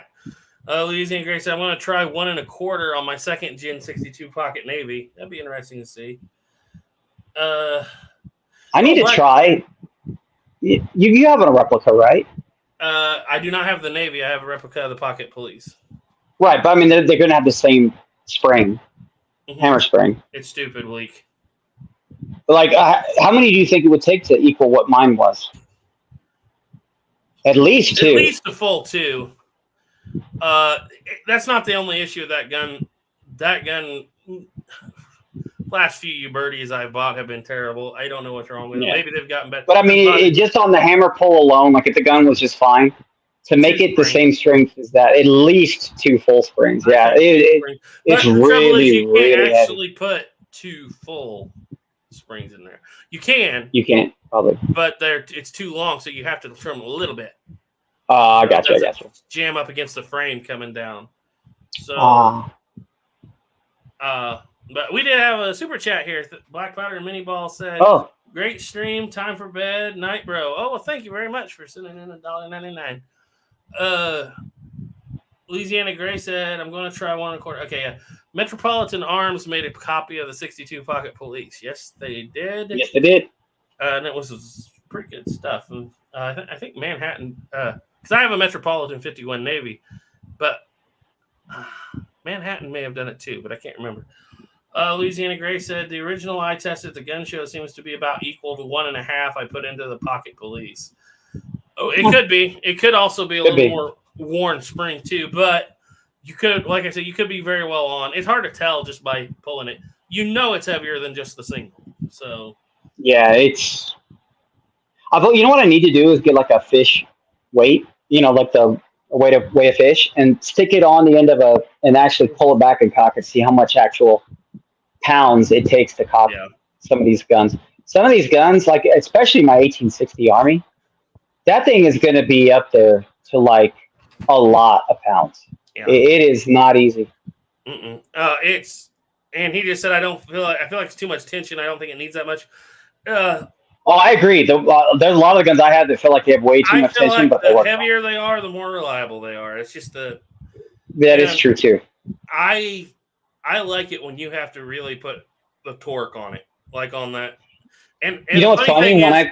We feel like the original Dragoon stuff, we're like, well, that feels like a lighter spring, but it's not because you have more barrel in the front as a counterbalance. And so you feel like the bigger they go, they're lighter, but when you measure it, they're actually not. They're not. It's just you have more gun to flick down. The gun's weight helps you. Yeah. A properly weighted 49 pocket model feels like the heaviest hammer in the world. Ever. Yeah. It feels heavier than anything else I've ever cocked. I think that 1860 feels the heaviest. Yeah. But I mean, I need to like measure that someday because I mean that spring is when I say it's thick, it is. It looks like the thickness of what 3 birdie springs would be if they were actually one solid piece of metal. Mm-hmm. I mean, it's crazy thick. I think that 2 with one, it's obviously not a full 2 because one's getting shaved, or like I said, at least on the guns I've done it on, they don't go past the frame correctly if you don't shave some off the bottom spring. But if you should feel it in the thumb. I mean, you should feel that metal kind of on the bone a little bit when you're pulling. You should feel that weight. You need that weight, in my opinion. And if you don't have a really strong hand, like you haven't been cocking single actions for a long time, it should feel like you can barely do it. Yeah. Especially my wife can't cock some of them. She can't cock. She has to use 2 hands to cock them. Yeah. But honest to God, though, like when I first started, I'd love to put lighter springs on these guns, and now it's a big no-no. The guns are just so much better with the heavier springs. And the heavy spring carries on to the single action Army, but I don't mind the single action Army having a lighter spring because it's not holding anything. It doesn't need it. Yeah, it's not holding that cap down. Like primer strikes, go with it. But we've been after a while though, you get used to it to the point where your thumb. To me, I don't know. It feels almost more positive to have a heavy hammer spring now. Mm-hmm. I feel like I don't know. I don't know. It's hard to explain, but I like a heavier hammer spring now. Well, we've been going for 2 hours and 40 minutes. About time to call this. Wow. It's been almost a 3-hour stream. Holy cow. We can go 5 more minutes. If you guys got any more comments or questions, throw them out there and we'll try to answer them. Like I said, take what we're saying with a grain of salt here because I think both of us have been out of this for a little while. A little bit. Yeah, Shot Sheila. Heavier spring reduces cap jams from blowback. Absolutely. Yep. That's why, to me, the heavier the better. Unless you're flat out crushing that nipple in when it hits, like just pancaking it in, that's too heavy.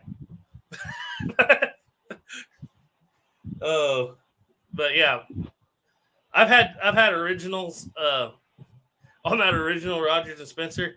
It feels like you need 2 thumbs, but a lot of that's hammer angle too. But it's yeah, they guns are those. I need to measure that someday and make a video on that and kind of give people an idea.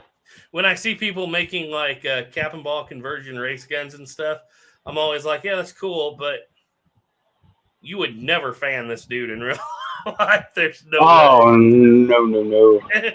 You would pick the front of that barrel up so fast. You just shoot yourself in the face. Oh.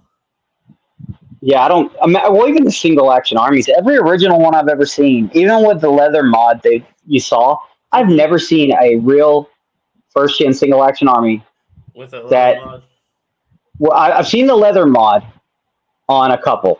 It's not common. And you don't know when it was done either. It could have been done in the 50s for all we know. But yeah, I've never come across a gun like original first gen that was in its originalness. Like it wasn't modified in like, if it's been modified, it was like modified in the 50s or 60s. I've never seen one that like from the 1800s that that was modified back then that somebody was using for actually like fast fanning or something. You can see them cleaned up, polished, really smooth, but I've never seen one where it makes it like a movie where you could fan it or anything like that. And they still always had almost a full powered, full strength spring on it. Mm-hmm. So I really don't think that fanning or any of that fly stuff, I think that was something that Hollywood more, like it was possible, but I think something that Hollywood or the dime novels probably way overdid for people that wasn't realistic and didn't really happen. If it did, it didn't happen on normally, Yeah. Not a real. Because I figured I would come across more guns that you could do it to, and I'm telling you, if you've ever cocked an original first gen with its factory spring, which is 99% of all the guns you find that are in original condition, they have their original spring usually, or at least the equivalency of. You're not going to fan that gun. It's not going to happen. Sorry, it's just not going to happen. A lot of them will tear your hand up when you hit that. First time you hook that firing pin with your skin. Oh God! Oh my! Oh, with a full spring spring. Oh, I bet you'd break a finger. It's terrible. You know what? I call me crazy, but with a factory original spring, and you did that, you'd probably break a finger if you dropped that on that. Yep. It is that heavy. Yeah. It's not a joke. You know, there's a story out there about John Slaughter down in Texas who had a guy pull a gun on him at close range, and he was fast enough. He grabbed the gun and put his thumb between the firing pin and the primer. Oh God! And I used to That always would tell hurt. my dad when he'd read me that story, I said, "Man, that had to hurt." And Dad said, "Yeah, but it would have hurt a lot less than if he A lot had." more. Yeah, that's true. That is true. So I don't know. The if only that's way I true, could see, but like, he used to tell me that. The fanning way, like the guns that I did ever see that were like fanning guns, they were those slip guns where there was no trigger at all. They would just use one hand as their thumb. That was the I don't this kind of firing. I don't think they ever did that. I really don't. I don't see it able to be done Yeah. with a factory gun without being highly modified. They're All right. just too stiff, too heavy, you know, that kind of thing. Let's get through these comments and get on out of here. Let's see. We got a few more here. Louisiana Gray said, "I've enjoyed every minute of it." Well, thank you. We've enjoyed having you Thank over you. here commenting. Best Badness said, "His hands of Colt handguns of Colt coming back soon." I thought about that today. I left. I hope so. I left it in a good spot, and the reason I was planning on coming back, but up until now, that last history of the handguns of Colt was my favorite video I've ever made. A lot of work in it, but I felt like I left it in such a good spot that I was like, I don't want to ruin this. But I thought about it today, and I was like, if I can just keep on track with this Trapdoor series, I'll be done with it a little over a year from now. And I was like, what am I going to do next? And it occurred to me, I was like, maybe I don't want to go all the way into the 1900s, but I've got to get to the single action army. I've got to get there. I got to do it. And the funny thing is that since I finished that series up, I've gotten better as far as my ability to make videos. The information in that last episode 9, History of the Handguns of Colt, was like, when I finished making that, I wanted to cry. That was good, man. It was a culmination of a lot of work, but now I've had coming up on 2 years to think about it. And the sad thing is I have 90% of the guns. I need a Richards Type 2 conversion. But it's like, I've had enough time. Let me get through this Trapdoor series. Probably this time next year, I will start. And we will get to the 73 at least. Maybe the 77. We'll see. My interest starts to fall off after the 77. You know what I mean? Me too. Yeah. The funny thing is, Colts make more views, no matter if I get more views on that old 51 Navy still than I do anything I make with better quality today. So yeah, they do get more views. So yeah, I'm hopeful. And this is not a promise, but I said about there and I thought about it today, and I was like, I haven't touched Haven and Belden, and that's when I called you. And I seriously was feeling a little nostalgic for it. I thought we need to pick up Haven and Belden, and we need to address this subject again. So, you know, I'm glad you did, because I'm actually like kind of been away from it myself a little bit, and just this has got me really excited into Colts again. Yeah, Shashul, I will definitely. You've been a big help to me in this Trapdoor series thus far, and I know you will be in the future. We're definitely gonna, and that's what I found since when I was doing the 51 or the Colt series. I was doing everything by myself with a little help from Duke and Snapper. And I mentioned it in the video this week. I've come to the point where I literally have a village helping me make these.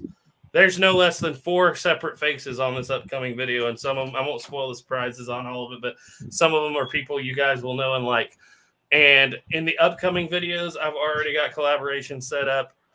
I've got probably 15 people that I can trust and go to and get answers on questions. You know, I have a village around me now, and it's nothing I've built. It's just people are finding me and people that have the interest to do it, but they haven't, may not have the experience to make such a long documentary style video, or they may not, have the desire to talk on camera. But the amount of people who have come forward and helped me with these things. And what's funny is you can have all the books in the world. And I found out on this 68 video, I had all the books, literally probably every book written on the subject, because there's not a lot of them. And I had 50% of the information I needed. After I talked to people who work at museums, people who work at forts, I had people sending me actual physical records, and that's something I've never had before, which is one of the reasons it made this. Like I said earlier, it was drinking from a fire hose to make this video that I made this week. But at the same time, it's the biggest video I've ever made. And if it comes off the way I think it will, it may be one of my favorite videos that I've ever made. If I don't enjoy it, it's no good for anybody. So, but, you know, I'm just overwhelmed when it came to this video just by the amount of people who care. And it makes me happy that I found this many people that care about an obsolete old single-shot rifle that I'm going to shut this down, I know, but it's just something I was thinking about today. It's amazing how many people that are gun guys that can tell you every single variation of the Mosin Nagant that ever existed. You know, they can tell you every gun fielded in both world wars. They know every American history of the Colt 1911. They know the 1903 Springfield, but they have no idea that the trapdoor was ever even chambered in 50-70. They have no idea what the first mainline battle rifle of the United States was. And to find these people that have this love for these old guns and for them to all come together and help me, and I help them in some cases too. It's amazing. It's something. I'll shut up now. But having this group of people has been extremely helpful. I am looking forward to you getting back to this Hands, Guns, and Colt. Since we met, I've been looking forward to seeing one of my single actions on you guys' show. I know, and I've been putting it off. So, I mean, literally, since we met, I've been offering to send him a single action to play with. And he's like, I'll get to it. Yep, and I'm ready to get there. I'll be. And I think I have at least the perfect gun to send now. That actual U.S. government cavalry gun. So I think that'd be the best one. Just the things that were going through my head today, mostly because I finished the video, like fully finished it last night. And for the first time, I actually had time to reflect on it and what was going on with this particular. And it's no longer than, I'm keeping them all right at an hour and a half. It's no longer than the others. It's so much. I wanted to release it 20 days ago. I had most of it filmed, and stuff just kept coming in, you know, and it became a real passion project. And when I got it done at 4:00 in the morning the other night, I sat back today and I had time to reflect on it. And I was like, literally, and like Shot Shula just said, none of these gun guys know anything about ammo or ballistics or musketry instruction for them. That's very true. And when you think about it, a handful of guys with like I said in the beginning of this, single shot rifles and Colt revolvers changed the face of the earth from 1865 to 1870. Whether it be British, whether it be, you know, everybody was using them, or Americans, Filipino War, Spanish-American War, you know, all this stuff. And I was thinking, I have to have an original 73 single action to film when I get to the 73, because there is that episode on 1873 is going to be mammoth. Like the 73 Springfield trapdoor is going to be mammoth. And when we're talking about that carbine, I can get emotional just thinking about it. Yeah. Because everybody knows when we do these chats, they automatically turn into Battle of Little Bighorn. Like always. It's like I've covered it from every direction, up and down and left and right. And Sheldon's covered it, and Duke's covered it, and you've covered it, and I've covered it. And it's like, and over the years, my opinions on it have changed. Even my political opinions. Me too. Some extent, you know, it's kind of strange.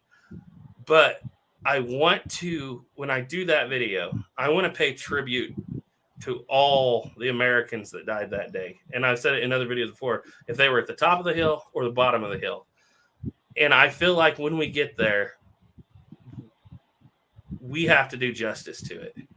And we have to I agree. We have to It's not going to be easy, but I think we can make it one heck of a nice thing. And we have to tell the real story that has really never been completely told. That the good, the bad, and the ugly. Yeah. This isn't all on the trapdoor. It's not even all on Custer. It's on the general attitude of the world at the time.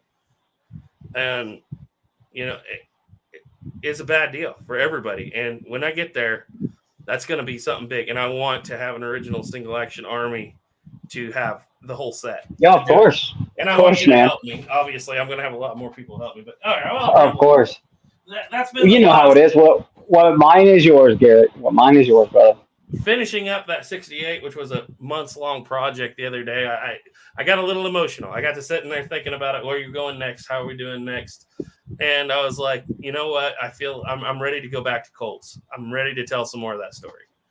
So That I mean, even that that when that happened in 1876, the world changed overnight. The guns changed, which made the world change, and then that changed, which made the guns change, and the world change again. And the entire military doctrine changed. Like Shot Seal will tell you. And it didn't just change for the U.S. military; it changed for the Indian. It changed for everybody. It was the Americans at the top of the hill and the bottom of the hill changed. Yep. That was a defining moment in this country, and our country was never the same before or after. Mm-hmm. Exactly. And when we get there, we're going to tell that story, and it's going to be a ride. I feel like, if you'd asked me 2 years ago, could I make that video? I'd said no way. But I feel like I have enough experience now, and like I said, literally the community, enough people around me to help me pull it off. And believe me, I talked to Sheldon Blunthorn about it the other day. I was like, and he's going to help me with it. And it's like, that'd be really nice. I'd love to see. We're going to tell this story. That input, the real input from that side. Love to see that side input. I'm going to get some voice narration for reading of letters. Let's do it up. Let's do it right. I'm down. I'm down to help. Let's make it one heck of a thing, man. Yep. And that's three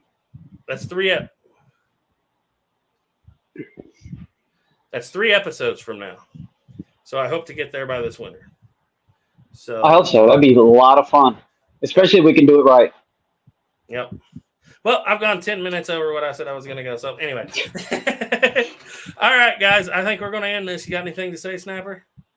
No, as a matter of fact, this was a lot of fun. It's been a long time since just me and you. Mm-hmm. And it's a lot of fun, man. I always forget how much fun it is. We topped out at over 70 people between all the channels at one point. Yeah. That's awesome, dude. Yeah. I appreciate everybody still in the chat, by the way. Thanks for hanging out with us. And hopefully we'll see you guys in the next one. Tune in Sunday to see the Model of 1868 video. I'm looking forward to that one. And I don't know what the live stream schedules are going to be like going forward with Dude taking a break, but we will find out. And I don't know if we'll have one next week or not. We'll get with him. But anyway, as always, guys, trust in God. Keep your powder dry. Bye. Bye.